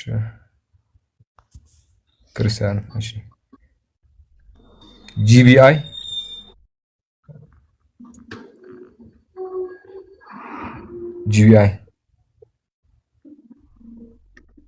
አይ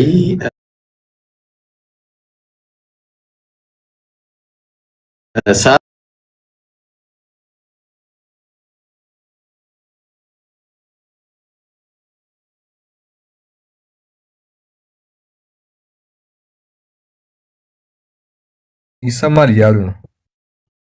አይሰማም ይሰማልም አይሰማምም እያሉ ስለሆነ አሪፍ ነው። ጂቢአይ አለ። ይሄ ሞዴል ነው የማያወራው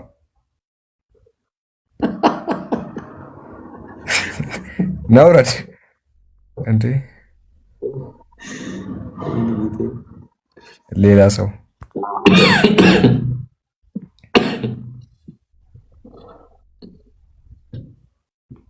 ኦኬ ክርስቲያኖች አስገቡ ጋይስ ክርስቲያኖችን እሺ ክርስቲያኖች ጂኮ ክርስቲያን ይመስለኛል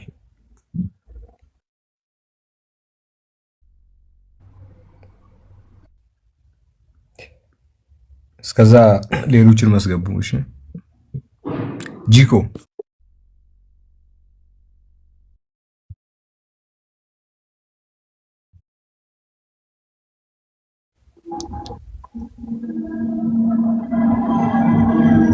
ጂኮ ጂኮ ይወረድልን ጂኮ 6 ኮይን ሰብስቦ ወጣ።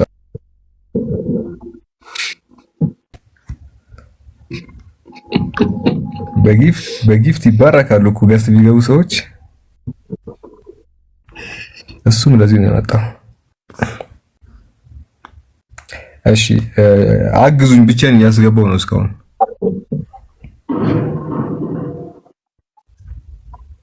አንዴ ደህና ሰው ላስገባለሁ። ቆይ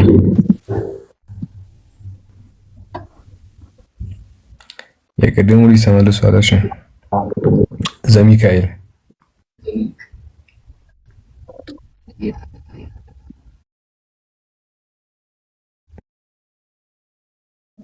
አዎ ለኢብሮ ጥያቄ አለኝ። ኢብራሂም አፖሎጂስት ኢብራሂም መቼው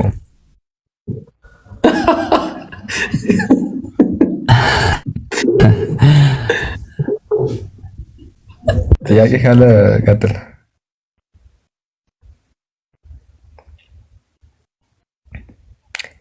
እሺ ጥያቄ ምን ሊመሰላችሁ የአላህ ስም በሚለው ነውና ቁረይሾች የሚባሉት አካላት የአላህን ስም ይጠቀሙት ነበር ነብዩ መሐመድ ሪቪሌሽን ከመቀበላቸው በፊት ኢየሱስም ይጠቀም ነበር። ቁረይሾች የሚጠቀማሉ ኢየሱስ ሳይሆን ቁረይሾች ይጠቀማሉ። ሁሉም ይጠቀማል። ኢየሱስም ይጠቀማል፣ ቁረይሾች ይጠቀማሉ፣ ክርስቲያኖች ይጠቀማሉ፣ ሁሉም ይጠቀማል።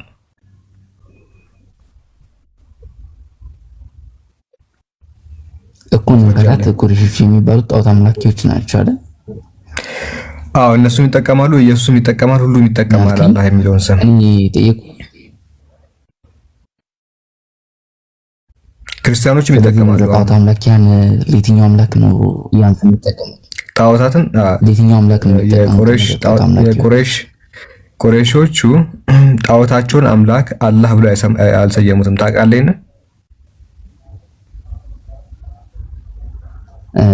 እኮ የትኛውን አምላክ ነው? እሱን እኮ እንድታስረዳኝ ይፈልጋል። የሚያመልኳቸው ጣዖታት አሉ አይደል? 360 ጣዖታት አላቸው አይደል? በዛ ሚካኤል ሰምተህ ከሆነ እሺ። አንዳቸውንም ግን አላህ ብለው አይጠሩም። ታውቃለህ? አንዳቸውንም አላህ ብለው አይጠሩም።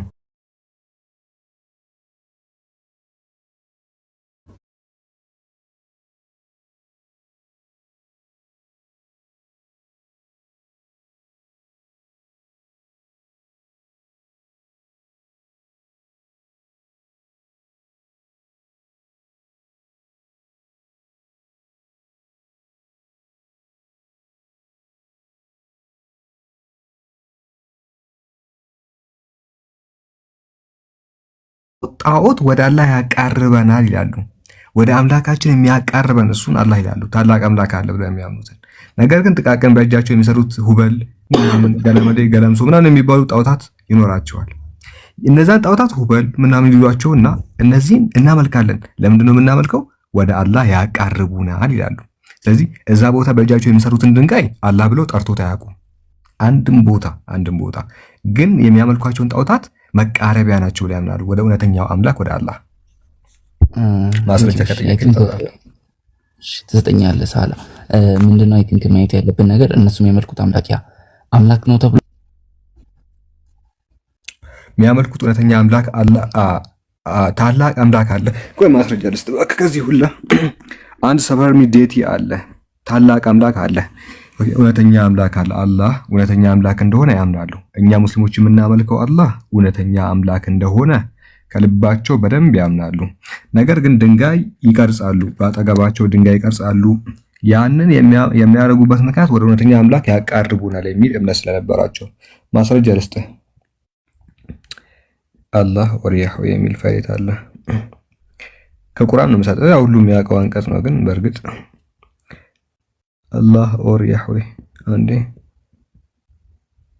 እሺ ይዛለች ቆይ ሰርች ላድርግና እዚሁ ጋር አላህ ወሪያሁ ሊቀርቡና ኢለላህ ዙልፋ የሚል አንቀጽ አለ። ይኸውና ሱረቱል አዙመር 39ኛው አንቀጽ ምዕራፍ ሶሪ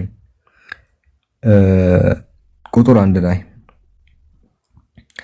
መልእክተኛችን ሙሐመድ ሆይ እኛ ወደ አንተ መጽሐፉን በእውነት የተሞላ ሲሆን አዋረድነው፣ አላህንም ሃይማኖትን ለእርሱ ብቻ ያጠራ ሆነ ተገዛው።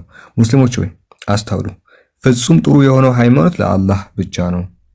እነዚያ ከእርሱ ሌላ ጣዖታትን ረዳቶች አድርጎ የያዙት ሰዎች ሁሉ ወደ አላህ ማቃረብን እንዲያቃርቡን እንጂ ለሌላ እንገዛቸውም ይላሉ ይላል። እነዚህ ጣዖታት ናቸው። ባይዘይ ሁበል፣ ኡዛ፣ ላት ምናምን የሚባለው ይሄ መላጣም አለ። ብቻ እነዚህ ወደ አላህ የሚያቃርቡ ናቸው ነው የሚሉት እንጂ እነዚህን አላህ ናቸው አይሉ። ገብተዋል። ስለዚህ በዛ ደረጃ አንድ እውነተኛ አምላክ አላህ የሚባል እንዳለ ያምናሉ። ለዛ ነው እንደውም ኒው ወርልድ ኢንሳይክሎፒዲያ ላይ ምን የሚል ነገር ተቀምጧል? the word Allah የሚለው word obviously name ነው፣ ግን has been used by Arabic people in different religion በተለያዩ ሪሊጅኖች ውስጥ since pre-Islamic times. The pre-Islamic Arabs worshipped a supreme deity whom they called Allah ብለው የሚጠሩት ታላቅ አምላክ አለ። alongside other lesser deities ከሱ በተጨማሪ ደግሞ ጥቃቅን አማልክትን ያመልኩ ነበር ይላል። እነዚህን ቀርጾ ያመልካሉ። ከዛ እነዚህ ደግሞ ወደ አላህ ያቃርቡናል ብለው ያምናሉ። ስለዚህ በእጅ የቀረጹትን ጣዖት አላህ አላሉ፣ እነዚህ አካላት ግን ወደ አላህ ያቃርቡናል ይላሉ። እና I think this is clear.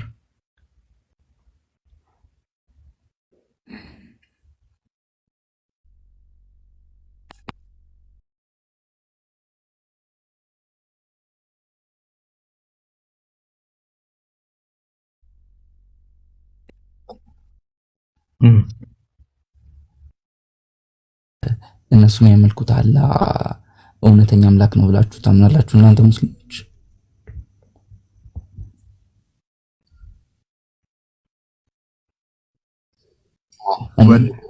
ምናምን የሚባሉት አካላት መሬት ላይ ቀረጿቸው እነሱ ጣዖታት ናቸው። ማንንም የማይጠቅሙ ማንንም የማይጎዱ ናቸው እዚህ ሲቀርጹ የነበረው። ነገር ግን ወደ አላህ ሊያቃርቡ ነው ያሉት። ወደ አላህ ያሉት ግን ወደ አላህ ሊያቃርቡ ነው ያሉት። ያው እሱ እውነተኛ አምላክ ነው። ለምሳሌ አሁን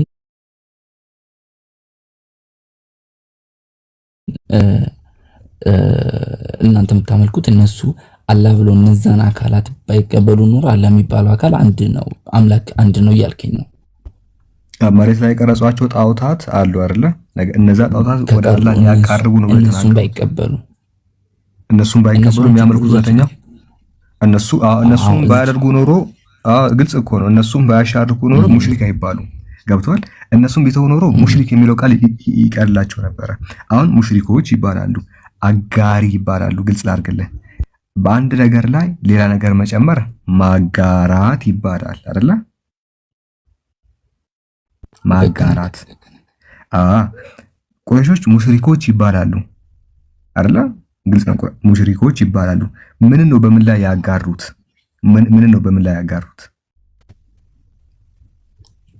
ጣዖታትን ብላል። ያው እንዳንተ ምሳሌ ያው እንዳነሳው ከሆነ ጣዖታትን እንደ ቁርአኑ ያቀርባሉ በሚል እንደ ቁርአኑ ጣዖታትን ብለኛል። ጣዖታትን በእውነተኛው አምላክ ላይ አጋሩ። በዚህ ምክንያት ሙሽሪኮች ተባሉ፣ አጋሪያን ተባሉ። ማጋራታቸውን ቢተው ግን ሙሽሪኮች የሚለው ቃል ይቀር ነበረ። አንድ እውነተኛ አምላክ ያመልካሉ፣ ያ እውነተኛ አምላክ ላይ ግን ማጋራት ጀመሩ። በዚህ ምክንያት ሙሽሪኮች ተባሉ። ያን ጣዖታት ቢተው ኖሮ ያ እውነተኛው አምላክ ትክክለኛ አምላክ ነው ብዬ እኔ አምናለሁ። ቁርአኑም ይናገራል።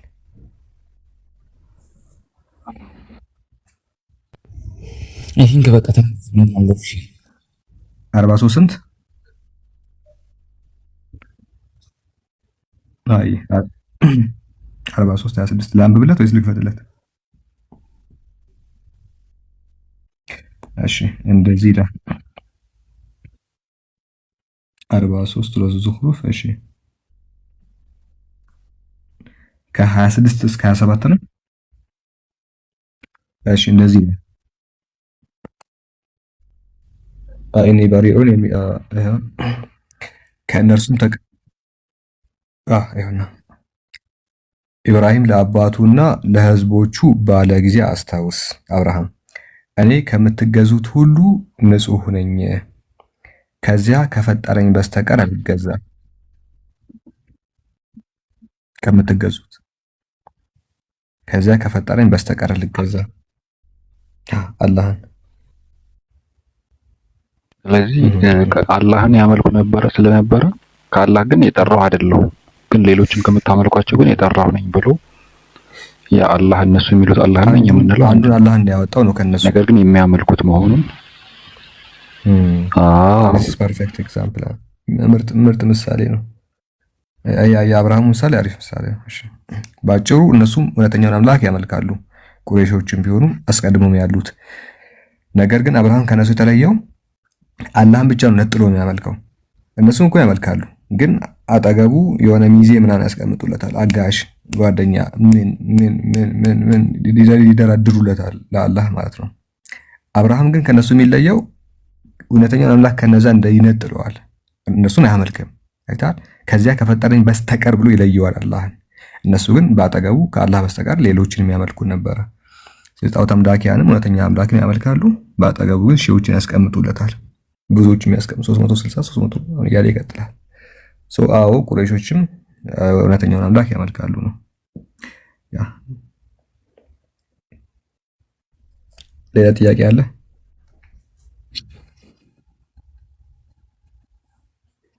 የመጨረሻ ጥያቄ ነው የምናደርገው። ከዛ እሺ ቀጥል።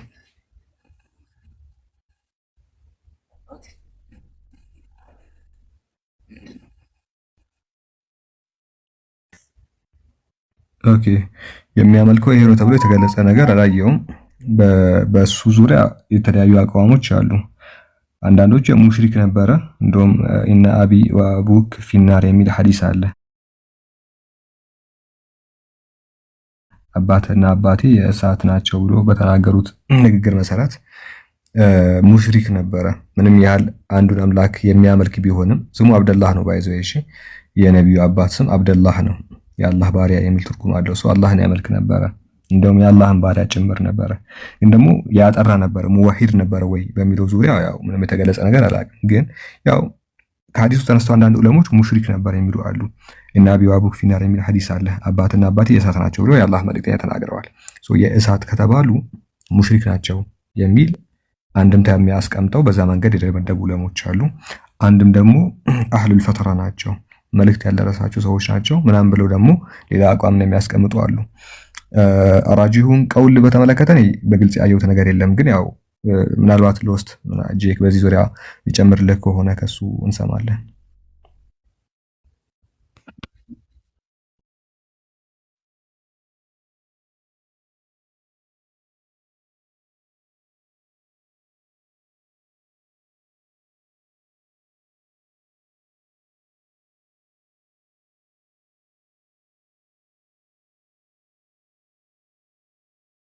የሚለውና ከነ ጥቅማቸው ባጭሩ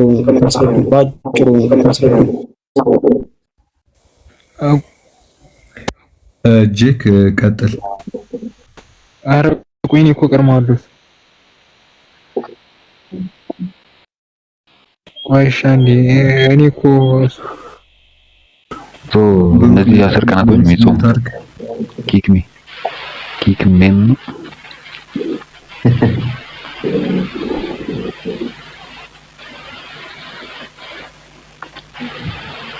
ኪክ አርጉኝ እያለ ነው ዩሮ። እንደዛ እንዳይሆን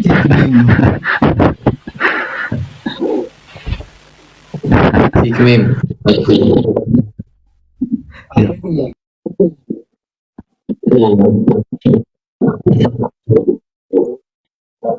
እና በአንተ እንዘጋለን ኢንሻአላህ።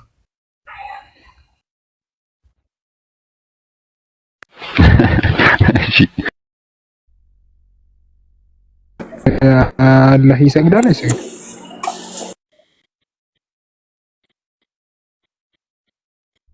አረ ለአላህ ብለህ አንዴ ላውራው አንዴ ሞኝን እንደ ሞኝን አውራው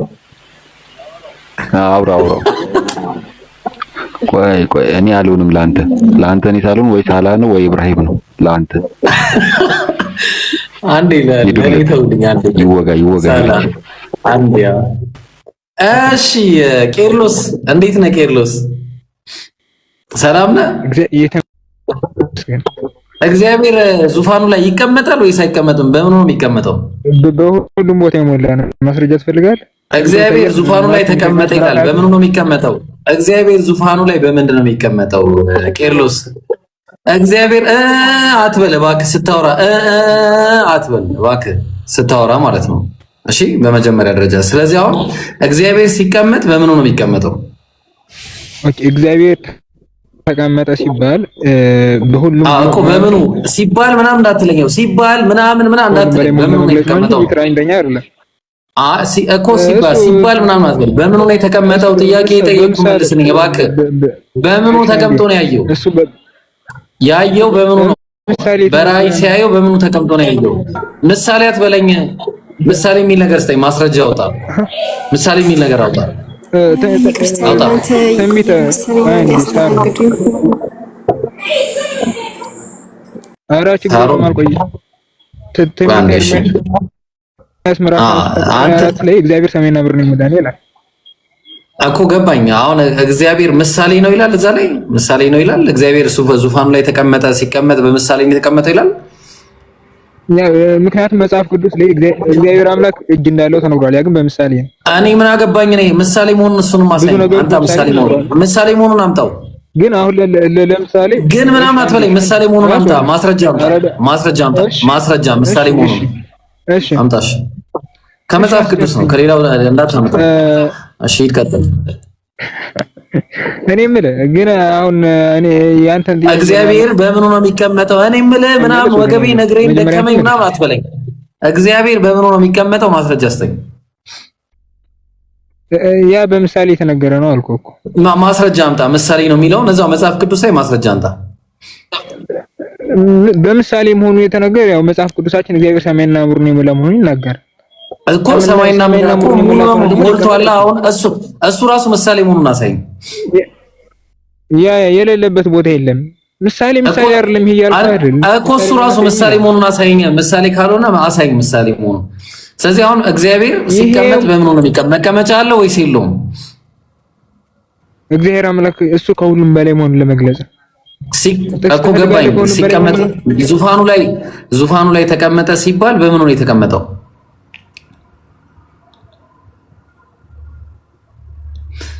እንደዚህ አይነት የደነዝ አካሄድ እንድንሄድ ነው አይደል የምትፈልገው ሌላ ጊዜም ስርዓት ይዘና ሳላ የምትፈልገው ከሆነ ቀጥል ዙፋን ላይ ተቀመጠ ሲባል አንድ ጥያቄ እግዚአብሔር በሁሉ ቦታ አለ ብለሃል አይደለ ያው አለ በሁሉ ቦታ አለ ያው አለ የኢብራሂም ኪስ ውስጥ አለ ይሄ ማተር ነው በስፔስ ብራዝ የኢብራሂም ኪስ ስፔስ ነው አይደለ ይሄ ማተር ነው ስፔስ አይደለም ስፔስ እና ማተር ማለት የኢብራሂም ኪስ ስፔስ ነው አይደለም ስፔስ ምንድነው እዚህ ውስጥ አለ ማተር ማለት ነገር ውስጥ ስፔስ አሁን እግዚአብሔር በሁሉ ስፍራ የሞላ ነው ስትል ስለ ስፔስ ነው እያወራ ያለው ወይስ ስለምንድን ነው እያወራ ያለው ስለ ስፔስ ነው እያወራ ያለው እርግጠኛ ነህ ያ ስለዚህ አሁን የከፈተልህ ቆሎ ውስጥ አለ የለም ይሄ ማተር ነው እንጂ ስፔስ አይደለም ስፔስ ነው ስፔስ ነው አንተ የምታየው ነገር ስፔስ ነው ቦታ ነው የሆነ ክፍተት ነገር አለው ስፔስ ይባላል ይሄው አሁን ተዘጋ ይሄ ማተር አይደለም ያለው ማተር አይደለም እያልኩ አይደለም ቦታ ነው ራሱን የቻለ ቦታ ነው እዚህ ውስጥ አለ የለም ከዚህ በሁሉም ቦታ የሞላ ነው ማለት ምን ማለት ነው እዚህ ውስጥ አለ የለም እሺ እዚህ በሁሉም ቦታ አለ ተስማምቻለሁ እዚህ ውስጥ አለ የለም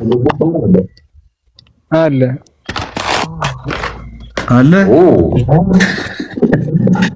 ያ እኔ ጨርሻለሁ ቆይ አንዴ ሳላ ኡስታዝ እሺ አንድ ሰከንድ ኡስታዝ አፉ በለኝ አንዴ እሺ አፉ በለኝ እሺ። እንደው እስከዛ ቀጥል ወይኔ እስከማውጣው ድረስ ያው አይ አወጣሁት፣ በቃ አወጣሁት። ያው ሳላህ እዚህ ላይ ጠይቋል። አሁን በቅድም በጠየቀው መሰረት በአፎሚት ውስጥ እዚህ ውስጥ ሳለ የለም እንትና ብሩክ ይሄ እኮ ክፍተት ይሄ እኮ ማለት ነው ብራዝ ክፍተት አለው ከውስጡ። እስኪ ያሳይ ክፍተት። እሺ ላሳይ፣ አሰራሩ ላሳይ። አንድ እንትን ሲሰራ አንድ ሐውልት ሲሰራ በውስጡ ክፍተት አለው የለውም? ወላሂ ላዚም አለው። ኧረ እባክህ ቆይ ላሳይ ማስረጃ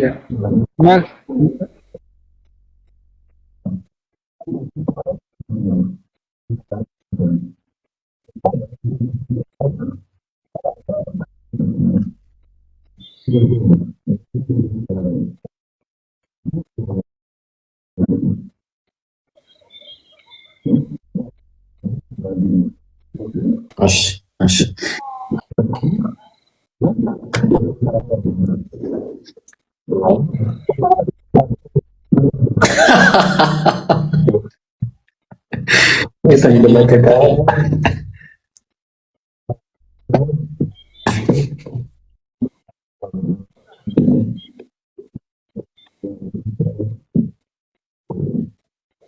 ኢብራሂም ግን አትመልስልኝም ያንን ጥያቄ እኮ የእግዚአብሔር መልሳ እግዚአብሔር ዙፋኑ ላይ በምኑ እንደተቀመጠ መልስና አብዛት መልሳል እኮ በምኑ ነው የተቀመጠው? እግዚአብሔር መለስኩ እኮ እኔ መለስኩ እኔ መልሻለሁ እኮ አልመለስክም። መልስ የለውም። ማስረጃ አልሰጠንም። ምሳሌ መሆኑን ማስረጃ አልሰጠኝም። ይቅርታ እኔ እኮ ማስረጃ አልሰጠኝም። ምሳሌ መሆኑን አልሰጠኝም። ማስረጃ አስተኝ ምሳሌ መሆኑን ኢብሮ አንዴ ኢብሮ ቆይ ቀጥል። አንዴ ሳላቀጥልሽ ስታቹ ኦፍ ላይበርቲ አሜሪካ ያላችሁ ልጆች በደንብ ታውቃላችሁ። እግዚአብሔር እዚህ ውስጥ አለ የለም?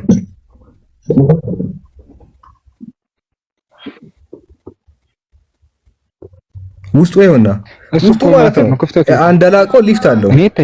ውስጡ ሊፍት አለው።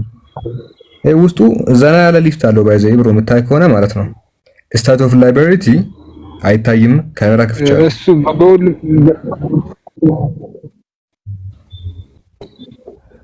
እግዚአብሔር እዚህ ውስጥ አለ የለም? አይታይም እያሉ ነው። ቢስሚላህ ይታያል። አንተ በሱ በሁሉም ቦታ ስላለ አሁን ከፈትከው ስለሆነ አሁን ከፈትከው ያው እግዚአብሔር እዚህ ውስጥ አለ።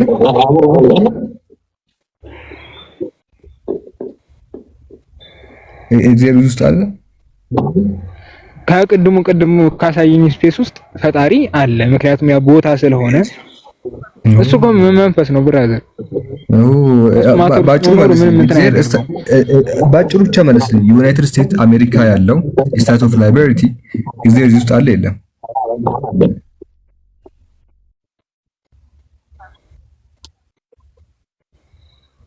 አለ የለም?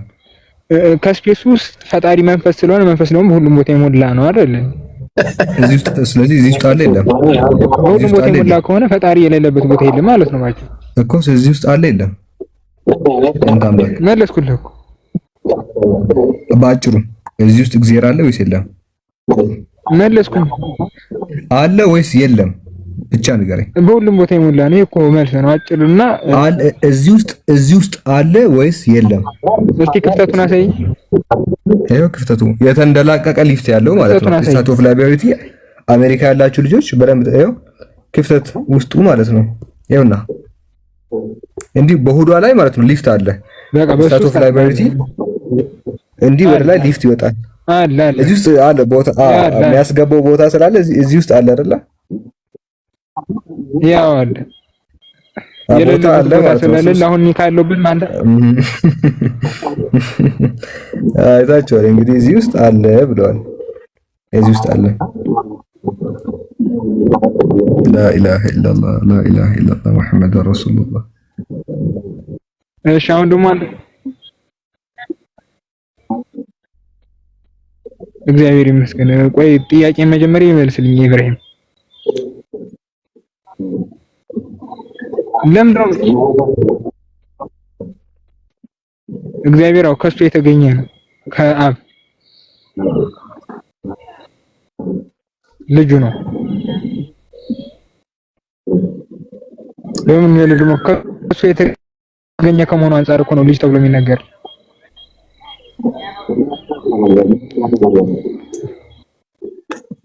በቃል ደረጃ ነው የተገኘ።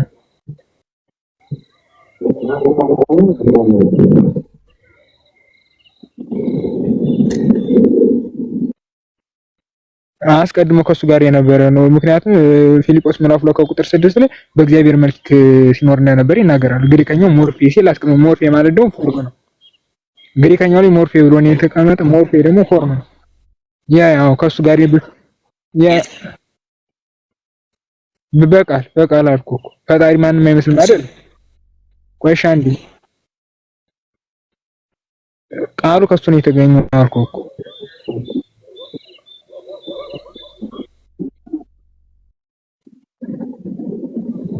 ቃሉ ከየት ነው የወጣው ማለት አልገባኝም። ቃሉ ከሱ ጋር በሱ መልክ ይኖር። በነገራችን ላይ እኛ ቃል ስንል ከሱ ጋር በነገራችን ላይ አምላክ ማንንም የማይመስል ከሆነ የአምላክ ቃል አካላዊ ነው ብለን እናምናለን። ያ አካል ደግሞ ከሱ ጋር ይኖር የነበረ ነው።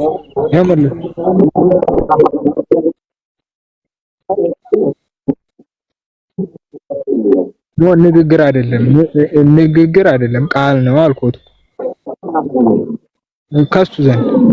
ከሱ ዘንድ ከየትኛው ፓርት? በነገራችን ላይ ስለዚህ ነገር እየጠየቅ ስለዚህ ነገር አወራም አይበሉም። እሺ ከየት ነው የተገኘው? ተገኘ ሲባል ከየት ነው የተገኘው ሲባል ከሱ የትኛው ፓርት ነው የተገኘው? ከአብ ዘንድ አልኩህ።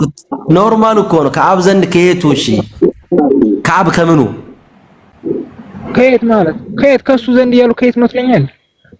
ከሱ ዘንዳ ማለት ከየት ነው የሚመጣው? እሱ አለ ፐርሰን ነው ብለህ ታምናለህ። መንፈስ ነው። መንፈስ ከመንፈስ ይገኛል። አዎ ፈጣሪ ሁሉ ይገኛል። ፈጣሪ ይመስለዋል እንዴ?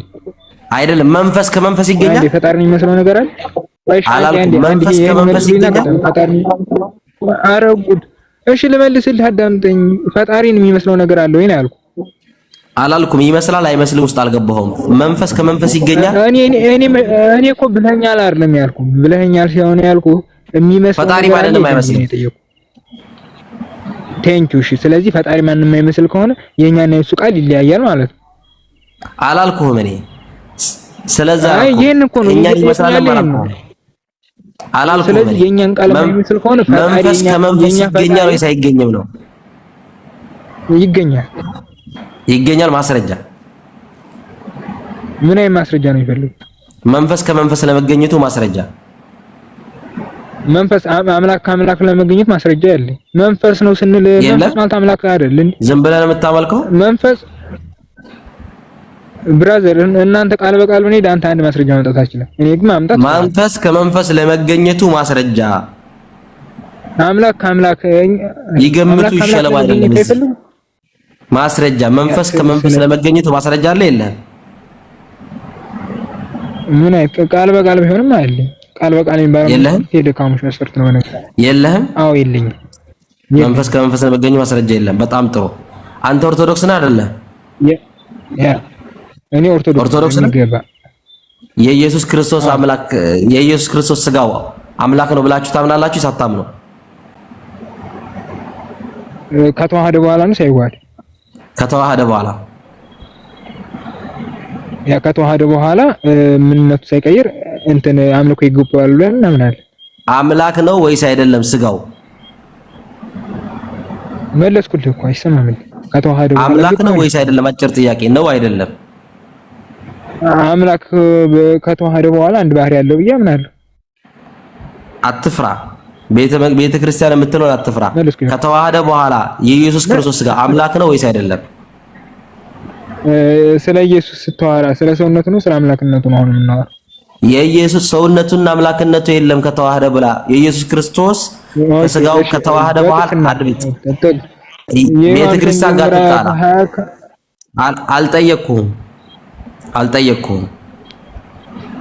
አልጠየቅኩም። ከተዋህዶ በኋላ ስጋና የኢየሱስ በስጋው ነው በሰውነቱ የሚባል ታሪክ አለ ኦርቶዶክስ ላይ ያው አለ ኦርቶዶክስ ላይ ከተዋሃደ በኋላ ስጋና ሰውነቱ አንተ የሁለት ባህሪ አማኝ ነህ ማለት ነው። ያ አለ ለምሳሌ ሲሞት አለ የሁለት ባህሪ አማኝ ነህ። ስለዚህ አንተ ዛሬ ከኦርቶዶክስ ወጣሃል። ኦርቶዶክስ የሁለት ባህሪ አማኝ ናት። ብራዘር ወአስወራኝ ልታስወራኝ እንኳን አልቻልክም። ከምላሴ ላይ እኮ ቀጥታ ነው መልስን ፈልገው። ኦኬ ሌላው ጥያቄ ምንድነው መሰለው ይሄድ እግዚአብሔር አብርሃምን ጠራው ይላል አይደል? እስ ፎርሜሽን ምን ላይ አሕዛብን ለመባረክ ጠራው ይላል። ኦኬ ምን ላይ ነው እንደዛ የሚለው? ዘፍጥረት 12 እሺ አይደል? ጠርቶታል። አዎ ልክ ነው። በአንተ ምክንያት አሕዛብ ይባረካሉ ብሎታል። ከዛ በኋላ 17 ላይ ኦር 18 ላይ ደግሞ ከይስሐቅ ጋር ኪዳኑን እንደሚያጸና ይነግረውና ከዛ በኋላ the entire bible ስታየው ከኦልድ ቴስታመንት ከእስራኤል ጋር ነው የሚቀጥለው ሂደቱ ሚሽኑ። ሶ እንዴት ልክ 6ኛው ሴንቸሪ ላይ ሽፍት ያደርግና ሙሐመድ ተነስቶ I am the one the prophet ብሎ ክሌም ስላደረገ እንዴት ተቀበልከው? ኦኬ ምን የሚል ቃል ኪዳን ነበር የገባው ከአብርሃም ጋር? ከአብርሃም ጋር the entire nationን ለመባረክ ወይም በሱ በኩል በአብርሃም ዘር በኩል እስቲ ዘፍጥረት 17:7 ላይ 17:7 ላይ አይ ቃል ኪዳን የገባው ከሁለቱም ጋር የገባው ቃል ኪዳን አለና እሱን ቃል ኪዳን 17:7 ላይ ቃል ኪዳኔን አለ በእኔና በአንተ መካከል ከአንተም በኋላ ከዘር ጋር በየትውልዳቸው ለዘላለም ኪዳን አቆማለሁ ለአንተና ከአንተ በኋላ ለዘራ አምላክ ሆን ዘንድ ይላል። ዘርህ ይላል ራሱ ዘራከም ሲል አምላክ ለአብርሃም በተናገረው አውድ መሰረት ዘር የተባለው ማን ነው? ዘር የተባለውማ ይስሐቅ ነው። ዘፍጥረት 21:13 ላይ የባሪያይቱ ልጅ ደግሞ ሕዝብ አድርገዋለሁ ዘርህ ነውና ዘራከ አይ ከዘፍጥረት 17 ላይ ሳንወጣ ወይዴ 17 ሳንወጣ እዛው 19 ላይ ምን ይለዋል መሰለህ? 18 እና 19 ላይ ምን ይለዋል መሰለህ? 13 ላይ እያንዳንዱን እያነበብን እንሂድ፣ ችግር የለውም። 13 ላይ በቤቴ የተወለደው በብር የተገዛ ፈጽሞ ይገረዝ፣ ቃል ኪዳኔን በስጋችሁ የዘላለም ቃል ኪዳን ነውና አለ። ቃል ኪዳን የዘላለም ቃል ኪዳን በምንድን ነው? በስጋችሁ የዘላለም ቃል ኪዳን ነው ይላል። ምንድነው ቃል ኪዳኑ? ግርዘት። ኦኬ የግርዘትን ኪዳን ሰጣቸዋል። እሺ ቁጥር 21 ላይ ግባ። 18 እና 19 እንየዋ። ቆይ አንብቦ እሺ። አብርሃምም እግዚአብሔርን እስማኤል በፊትህ ቢኖር በወደድኩ ነበር አለው። እግዚአብሔርም አለ በእውነት ሚስትህ ሳራ ወንድ ልጅን ትወልድልሃለች፣ ስሙን ይስሐቅ ብለህ ትጠራዋለህ። ከእርሱ በኋላ ለዘሩ የዘላለም ቃል ኪዳን እንዲሆን ቃል ኪዳኔን ከእርሱ ጋር አቆማለሁ። ስለ እስማኤልም ሰምቻለሁ፣ እነሆ ባርኬዋለሁ፣ ፍሬያማ አደርገዋለሁ፣ እጅግም አበዛዋለሁ። 12 አለቆችን ይወልዳል፣ ታላቅ ሕዝብ እንዲሆን አደርገዋለሁ። ቃል ኪዳኔን ግን በሚመጣው ዓመት በዚሁ ጊዜ ሳራ ከምትወልደው ከይስሐቅ ጋር አቆማለሁ። ብራቮ ጎበዝ። አሁን ምንድነው እዚህ ጋር ስለ እስማኤልም ሰምቻለሁ ይላል። ምንድነው የሰማው አምላክን? ስለ እስማኤል ሰምቻለሁ ያለው ሰምቻለሁ ይለዋል። እስማኤል ማለት ምን ማለት ነው? እግዚአብሔር ሰማ ማለት ነው። ምን ነው የሰማው? አብርሃም ምን ለምኖት ነው የሰማው? ጸሎቴን ይሰማው የሚለው ምን ለምኖት ነው? አይ እግዚአብሔር በፊትህ እንዲሆን በወደድኩ ነበር ይለዋል። አይደለም የጸለየው ጸሎት አለ። ጸሎቴን ሰምቷል። ዘፍጥረት 15:2 ላይ አብርሃምን ጌታ ያህዌ ሆይ ምን ትሰጠኛለህ? ያለ ልጅስ ሄዳለሁ። የቤቴ መጋቢ የደማስቆ ሰው ኤሊዘር አለ አለው። ከዛ ያህዌ ምን ብሎ መለሰለት? የያህዌ ቃል እንዲህ ሲል መጣለት፣ ይህ አይወርስም፣ ነገር ግን ከጉልበት የሚወጣ ይወርሳል ብሎ አለው። ከዛ ዘፍጥረት 16:3 ላይ የአብርሃም ሚስት ሳራ ግብፃዊ ባሪያ አጋርን ወስዳ ለአብርሃም ሚስት ትሆነው ዘንድ ሰጠችው ይላል። ከዛ ቁጥር 15 ላይ አጋርም ለአብርሃም ወንድ ልጅ ወለደችለት። አብርሃምም አጋር የወለደችለትን የልጁን ስም እስማኤል ብሎ ጠራው አለ። ለምንድን ነው ልጁን እስማኤል ብሎ የጠራው? ያው እግዚአብሔር ሰምቶኛል ብሎ ነው። የትኛውን ጸሎት የሰማው? ስለ እስማኤል ሰምቻለሁ ያለው ዘፍጥረት 17:20 ላይ መስማቱን ኮንፈርም አድርጎታል። ስለ እስማኤልም ሰምቻለሁ አለው። እንዴ አለ ስለ እስማኤልም ሰምቻለሁ ስለ እስማኤልም ሰምቻለሁ አለው። ምን ብሎት ነው የሰማው ፈጣሪ? አይ ስለ እስማኤል ሰምቻለሁ ያለው እግዚአብሔር ይሰማል ስላለው አይደለም። አሁን እዚህ ጋር ቁጥር 18 ላይ ምን ብሎታል? እስማኤል የስሙ ትርጉም ጸሎቴን ሰማኝ ማለት ነው ብለሃል። ምክንያቱም እስማኤል ማለት የዕብራይስጡ ቃል ይሽማኤል ማለት ይሽማ ማለት ጸሎት ይሰማል ማለት ነው። ኤል ማለት አምላክ ማለት ነው። አምላክ ነው። አምላክ ጸሎቴን ሰማኝ ማለት ነው። አሁን የጸለየው ጸሎት ምንድነው ነው? የጸለየው ጸሎት ምንድነው? ጸሎቱ ተሰምቶለታል። ስለ እስማኤልም ምን ብየዋለሁ አለ? ሰምቼዋለሁ፣ እኔም ባርኬዋለሁ፣ ፍሬያማ አድርገዋለሁ፣ እጅግ አበዛዋለሁ፣ 12 አለቆች ይወልዳል፣ ታላቅ ሕዝብም እንዲሆን አድርገዋለሁ አለ። ይሄንን ነው ባርኬዋለሁም ታላቅ ሕዝብም አድርገዋለሁ አለ። አሁን ፖይንቱ የሚነሳው ነገር ምንድነው? ቃል ኪዳኔን አለ። አሁን አንተ ምናልባት እድሉ ካገኘ ምክንያቱም ትንሽ በሰል ያልክ ነገር ትመስለኛለህ። ማለት በሰል ያልክ ስለ ያው በፖዚቲቭሊ ነው። ልጁን እስማኤልን የቁልፈታቸው ስጋ በተገረዘ ጊዜ የ13 ዓመት ነበረ ካለ በኋላ 21 ላይ ያለው ነው የፈለግኩት። ቃል ኪዳኔን ግን የሚል ነገር የለም አማርኛው ላይ ይላል፣ በደንብ ይላል። ግን የሚለው አፍራሽ ነው፣ ዕብራይስጡ ላይ የለም። አውቀው ነው የጨመሩት። ኤት በዕብራይስጥ ውስን መስተባበር እንጂ በት ማለት አይደለም። በት ማለት በዕብራይስጥ ዩ ነው የምትለው። ለምሳሌ ዘፍጥረት 3:3 ላይ ተመልከተው። ግን ለሚለው አፍራሽ ቃል የሚጠቀመው በዕብራይስጥ ዩ ነው። አንዳንድ የእንግሊዝኛ ትርጉሞች አያካትቱትም በት የሚለውን። ለምሳሌ ያንግ ሊተራሊ ትራንስሌሽን ከዕብራይስጥ ተረጎሙ ላይ ኤንድ ማይ ኮቨናንት አይ ስታብሊሽ ዊዝ ይስሐቅ ይላል እንጂ በት የሚል ነገር የለውም። ስለዚህ እዚህ ጋር አሁን ኤት ነው። ኤት ደግሞ ማለት ደግሞ በት ማለት አይደለም ራሱ ኤት ማለት። ለምሳሌ ዘፍጥረት 1:1 ላይ ነው በረሺት ባራ ኤሎሂም ኤታ ሸማኢም ወኤታ አሬስ ይላል። ኤት የሚለው ቃል ዘ በሚል ነው የመጣው። ዴፊኒት አርቲክል ነው። በት ለማለት ቢሆን ኖሮ ዩ ነው። ስለዚህ 21 ላይ ይኸውና አሁን ምን ይላል መሰለህ? አሁን በት የሚለውን ነገር አውጥተህ እስቲ አንብበው 21ን 17:21 እሺ ቃል ኪዳኔ በሚመጣው ዓመት በዚሁ ጊዜ ሳራ ከምትወልድልህ ከይስሐቅ ጋር አቆማለሁ ይላል። አሁን እኔ እሱ ጋር ስለዚህ አሁን በአመቱ አሁን ይኸውልህ ሀቢቢ ልክ በአመቱ ከይስሐቅ ጋር የገባውን ያቆመውን ቃል ኪዳን ንገረኝ ምን እንደሆነ። ከይስሐቅ ጋር እንደነገርኩ ሚሽን ነው አይደል? አብርሃም ተጠርቷል አይደለም? እስማኤልን ሲያስወጣው ነው ያለን አይደለም? በዚሁ ጊዜ አለ። አሁን ቃል ኪዳን ገብቷል። የመጀመሪያው ቃል ኪዳን ገብቷል። ያ ቃል ኪዳን ምንድነው? የመገረዝ ኪዳን ነው። ልጁን እስማኤልን ገረዘው ይላል። አዎ ልክ በዚሁ አመት ላይ ደግሞ ማለት ነው የመጀመሪያ ያቆመው ከእስማኤል ጋር ነው ያቆመው ቃል ኪዳኑን። ምን የምን ቃል ኪዳን? የመገረዝ ቃል ኪዳን። በዚሁ ጊዜ ደግሞ ሳራ ከምትወልድልህ ከይስሐቅ ጋር አቆማለሁ። መቼ?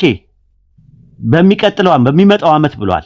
አሁን አመቱን ጠብቀህ በሚመጣው አመት ዘፍጥረት 21:4 ላይ ከማ ጋር ነው ቃል ኪዳን ያቆመው ፈጣሪ ብለህ ስትል አንብበው። ዘፍጥረት 21:4 ላይ በአመቱ ይስሐቅ ሲወለድ ቃል ኪዳን አቁሟል።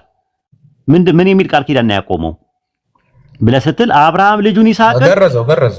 አምላክ በቃ የመገረዝ ኪዳን ነው። ሐዋርያት ሥራ 7:8 ላይም የመገረዝ ኪዳን ለአብርሃም ሰጠው፣ እንዲሁ ይስሐቅን ወለደ፣ በ8ኛው ቀን ገረዘው። ይስሐቅም ያዕቆብም 12ቱን የአባቶችን አለቃ እያለ ይናገራል። ዘፍጥረት 17 ላይ የተናገረ ያለው የመገረዝ ኪዳን ብቻና ብቻ ነው። ከዚህ ውጪ ሌላ ኪዳን አለ ዘፍጥረት 17 ላይ?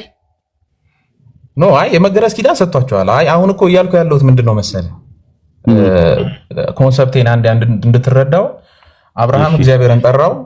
እግዚአብሔር አብርሃምን የጠራው ሌሎች አሕዛብን ለመባረክ ነው። በረከት ማለት በዘፍጥረት ኮንሰፕት በኩል ከዛ በያዕቆብ በኩል በእስራኤል ነገድ በኩል ነው እግዚአብሔር አሕዛብን መባረክ የፈለገው። እሱን ደግሞ የምታየው ዘኢንታየር ኦልድ ቴስታመንት ስታይ የእስማኤልን ታሪክ እዛ ውስጥ አታገኝም።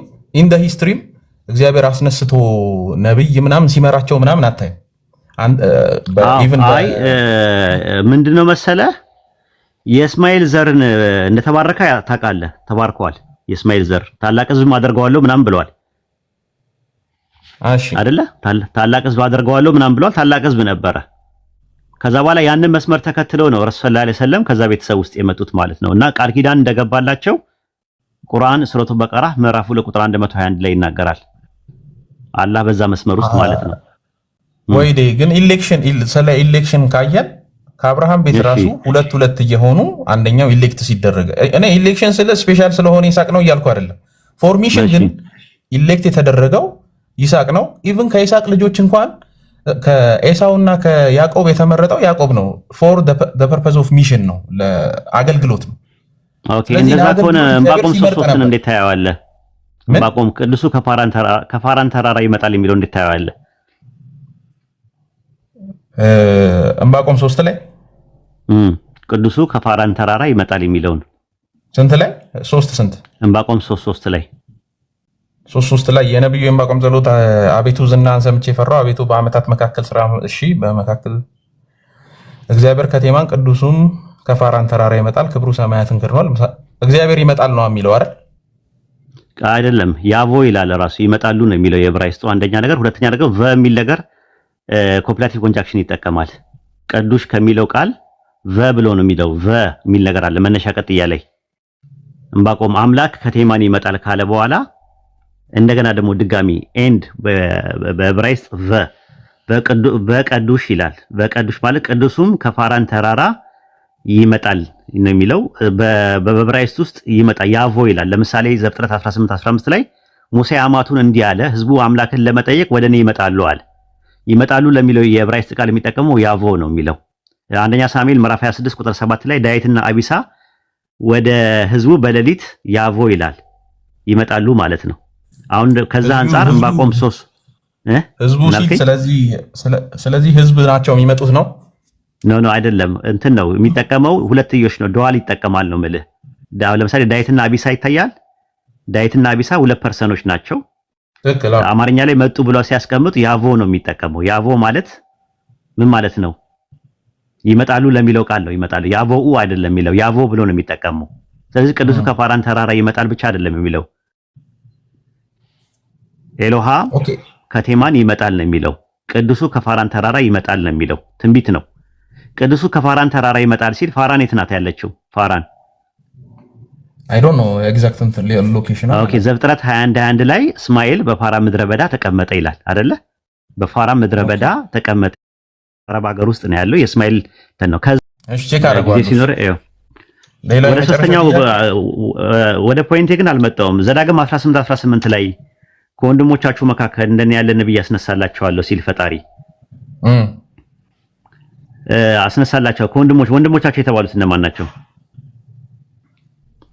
ያው እዛው እስራኤል ነው የሚሆነው።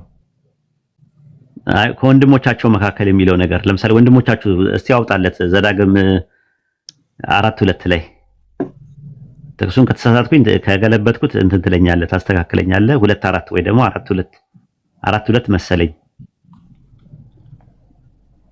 2:4 አድርገው፣ እርግጠኛ አልነበርኩም።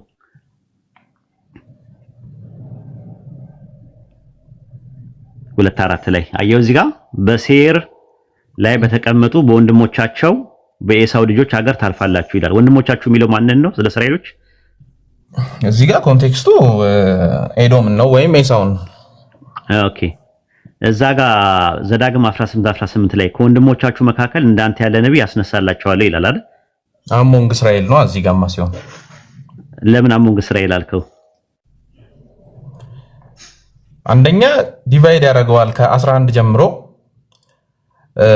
ኤሳው እግዚአብሔርን እንደሚያመልክ መጽሐፍ ቅዱስ ያስተምራል። ሐዋርያት ሥራ 7:36 ላይ ያወጣለት አንዴ ቆይ እዛው ላንብበውና አንዴ አይ ለማን የእስራኤል ወንድሞች የተባሉት ሌሎች እንደሆኑ ይናገራል።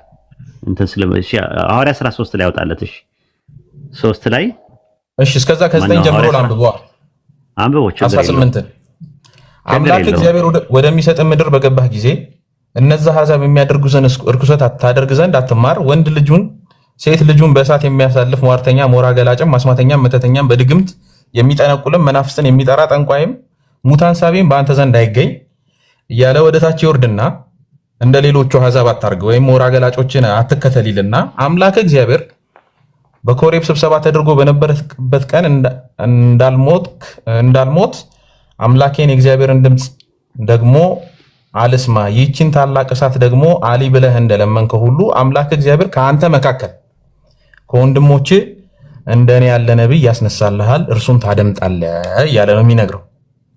ቤቢ አንተ ወደ ሰፊ ነህ፣ በጣም እርግጠኛ ሆኜ የጥናት ሰው ስለሆንክ ከአንተ መካከል የሚለውን ረሱል ሰለላሁ ዐለይሂ ወሰለም ከመጡ ከ200 ዓመት በኋላ ማሶሬቶች አይሁዳዎች ናቸው የጨመሩት። ግሪክ ሰብትጀንት ላይ አታገኙም ከአንተ መካከል የሚለውን። እሱ ብቻ አይደለም ለምስክርነት ምነግርህ የሙት በዓል ጥቅል ላይ ራሱ ከአንተ መካከል የሚለው ነገር የለም። ኢቭን እንኳን የአዲስ ኪዳን ጸሐፊዎች ሲጠቅሱ ከአንተ መካከል የሚል ነገር አልጨመሩም። ለማን እንደሆነ ይኸው ሐዋርያት ሥራ 7:30 ወይኔ ያንተን ሎጂክ ብትከተል ራሱ ያንተን ሎጂክ ራሱ ነገር ነው። አሁን በቃ አሁን ሊመታ ነው እኮ ከዛ በኋላ ደግሞ እንመጣለን እኮ። እኔ እኮ አልጨረስኩም። አሁን ሐሳብ ነው የምሰጥህ። ከፈለክ ለኢየሱስ አድርገው ችግር የለውም። ግን ሐሳብ ነው የምሰጥህ። ካንተ መካከል የሚለውን ኢቭን ብናወጣው አውጣውና ከዛ በኋላ ይኸውልህ 37 ላይ ይኸውልህ ከእንትን የጠቀሰው ጥቅስ አለ። ቆይ ተረጋግተህ ታየዋለህ ቤቢዬ። 37 ላይ ሐዋርያት ሥራ 7:37 ላይ እስጢፋኖስ ዘዳግም 18:16 ላይ አሁን ያነበብከውን ጥቅስ ይጠቅሳል። ምን ብሎ ሲጠቅስ ይኸው ምን አለ ሲጠቅስ ማለት ነው። አየው እዚህ ጋር ይህ ሰው አለ ሙሴ ማለት ነው። ከላይ ጀምረ ይኸው ይህ ሰው እያለ የሚያወራው ስለ ሙሴ። ይህ ሰው ለእስራኤል ልጆች አለ እግዚአብሔር ከወንድሞቻችሁ እንደኔ ያለ ነብይ ያስነሳላችኋል። እንዳንተ ያለ ነብይ ያስነሳልሃል የሚል አይደለም ያለው፣ ፕሉራል ነው ራሱ የዕብራይስጡ። ነገር ግን ከአንተ መካከልም የሚል የለም። ከአንተ መካከል የሚለው ማሶሬት ላይ የተጨመረ ነው። እግዚአብሔር ከወንድሞቻችሁ እንደኔ ያለ ነብይ ያስነሳላችኋል፣ እርሱን ስሙት ያለው ሙሴ ነው አለ። ሙሴ ለማን ነው ከወንድሞቻችሁ ብሎ ያለው? ለእስራኤል ልጆች። ለማን ያለው? ለእስራኤል ልጆች ወንድሞቻቸው እነማን ናቸው? ዘዳግም 2:4 ላይ ቅድም ባነበበው ነው ጥቅስ ላይ። እሺ አሁን ይሄን ኮንቴክስት ወስደህ ኢየሱስን ፕሩፍ ለማድረግ የወሰደውን ወስደህ አላደረገም። ወላሂ አላደረገም። እዚህ ጋር እስጢፋኖስ አላደረገም። ሙሴ እንደዚህ ያለ ነው እንጂ የሚለው ይሄ ጥቅስ ለኢየሱስ ነው የሚሰራው አላለም። ሐዋርያት ሥራ 7 ላይ ከዛ በኋላ ያስነሳላቸው ማንን ነው? እሱን ነው እኮ የምልህ እኮ አሁን እንሄዳለን። እሱን አሁን በአይሁዳውያኖች አጠባበቅ ምናምን እንሄዳለን። ግን መጀመሪያ ሐዋርያት ሥራ ምዕራፍ 7 ላይ እስጢፋኖስ ይሄን ነገር ሲጠቅስ ስለ ሙሴ እያወራ ነው ኮንቴክስቱ እንጂ ከሌ ብሎ አላለም፣ አልነገረም። ግን እንድታየው የፈለኩት ምንድነው ይህ ሰው አለ ሙሴ ለእስራኤል ልጆች እግዚአብሔር ከወንድሞቻችሁ መካከል እንደኔ ያለ ነብይ ያስነሳላቸዋል አለ። ዘዳግም 2:4 ላይ ለእስራኤል ልጆች ወንድሞቻቸው ተብሎ የተባሉት አረቦቹን ነው የተባለ ያለው። እንደኔ ያለ ነብይ ያስነሳላቸዋል ነው። ከአንተ መካከል ግን የሚል የለም። ከአንተ መካከል የሚለው ካለ እኔ ፊሽካው ተነፋ። ዘዳግም 18:18 ላይ ያለው ጥቅስ ለረሱል ሰለላሁ ዐለይሂ ወሰለም አልጠቀምም እኔ። ለምን ከአንተ መካከል የሚለው ማሶሬት ላይ ሆን ተብሎ ወላሂ የተጨመረ ነው። ግሪክ ሰብትጀንት ላይ አታገኙትም። ኢቭን ሰማሪያ የሚባለው ትርጉም ላይ አታገኙትም። ኢቭን የሙት ባህር ጥቅል ላይ ራሱ የለም። ራሱ የሙት ባህር ጥቅል ላይ ያለው ልክ ሐዋርያት ሥራ 7:37 ላይ ያለው ጥቅስ ነው ያለው ማለት ነው። አሁን ይሄንን ፖይንት ከያዝክ በኋላ ዮሐንስ ወንጌል ምዕራፍ 1 ትሄዳለህ። ይሄን ዘዳግም 18:18 በተመለከተ ዮሐንስ ወንጌል ምዕራፍ 1 ቁጥር 19 ላይ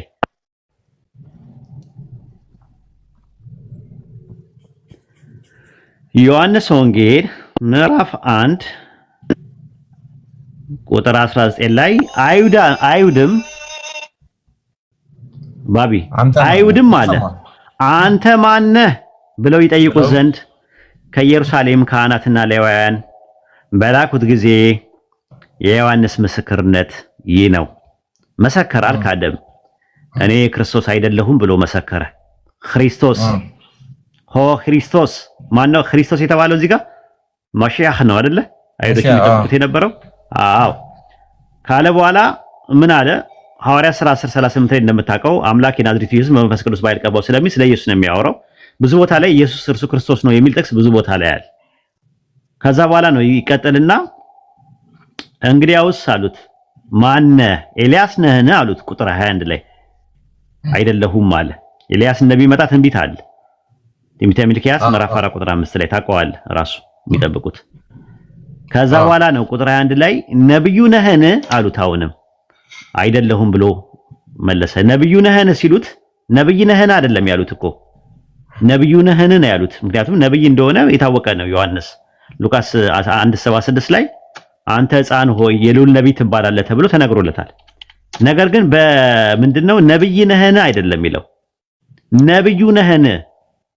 አስበው፣ በካል ነብዩ ነው የተባለው እንጂ በሳድስ ነብይ የሚል ነገር የለውም። የ1980 አዲስ ትርጉም ላይ ምንድነው ያለው? ይመጣል የተባለው ነብይ ነህን ብለው ሲሉት አይደለሁም አለ። ይመጣል የተባለው ነብይ ማን ነው? በአይሁዳኖች አጠባበቅ መሰረት ፈርስት ሴንቸሪ ላይ አይ ዶንት ኖ። አዎ ከዛ በኋላ አሁን ለስኮላሮቹ እንተውላቸው። የ1993 አዲሱ መደበኛ ትርጉም በግርጌ ማስታወሻ ላይ ምን ይላል? ነብዩ የተባለው ዘዳግም 18 ላይ የተጠቀሰው ነው በማለት ያስቀምጣል። ከዛ ዘዳግም 18 ላይ ከወንድሞቻቸው መካከል እናንተ ያለ ነብይ አስነሳላችኋለሁ የሚለው ነው ካለ በኋላ የእናንተ የክርስቲያን ስኮላሮች ጄኔቫ ስተዲ ባይብል ኮሜንተሪ ዮሐንስ ወንጌል ምዕራፍ 1 ቁጥር 21 ላይ ሲተረጉም ምን አለ? ስለ ክርስቶስ ሳይሆን አንድ ታላቅ ነብይ እየጠየቁ ነበረ። ምክንያቱም ዮሐንስ አስቀድሞ እርሱ ክርስቶስ እንዳልሆነ ስለገለጸ ይህ አቋም ዘዳግም 18 ላይ በመደገፍ እንደ ሙሴ ያለ ታላቅ ነብይ እንደሚላክ አስበው ነበር ይላል። ይሄኛውን 21ን ኮንቴክስቱን በደንብ ማጥናት አለብኝ። ግን ችግር የለውም እኔ እየነገርኩህ እኮ ነው። አሁን ምን አለ መሰለህ ነበር እንጂ መሳይ ነበር ሶስተኛ ነብይ ነው። ዘዳግም 18 ላይ ያለውን ከመሲሁ በተለየ መልኩ ይጠብቁ ነበር። አዶልፍ ግሪክ ቴስታመንት ኮሜንተሪ ምን ይላል? ሄንሪ አልቦርድ ነው የጻፈው። ነብዩ ነህን? ዘዳግም 18 አይሁዶች probably she might drop him at the train station ሚት አድርግ ሐሰን ነብዩ ነህን? ከሙሴ ትንቢት ዘዳግም 18 አይሁዶች ከመሲሁ በተለየ የሆነ አንድ ነብይ እንደሚነሳ ይጠብቁ ነበር ይላል። የእናንተ ኮሜንተሪ ነው ራሱ። ከመሲሁ በተለየ መልኩ አንድ ነብይ ይጠብቁ ነበረ። አይ ችግር የለብኝም እሱ ዋይድ የመጠበቃቸው ግን ምንድነው አንደኛ ሚሽኑን ቀይሮ ነው ታዲያ ማለት ነው።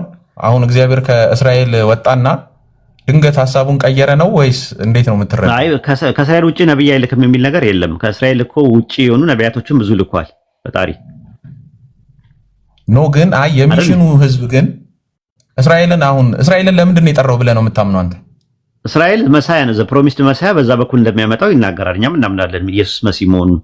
ኖ አይ እስራኤላውያኖችን እንዳለ ሲጠራቸው በመጀመሪያ ሌሎች አህዛቦች ሌላ አማልክት ስለሚያመልኩ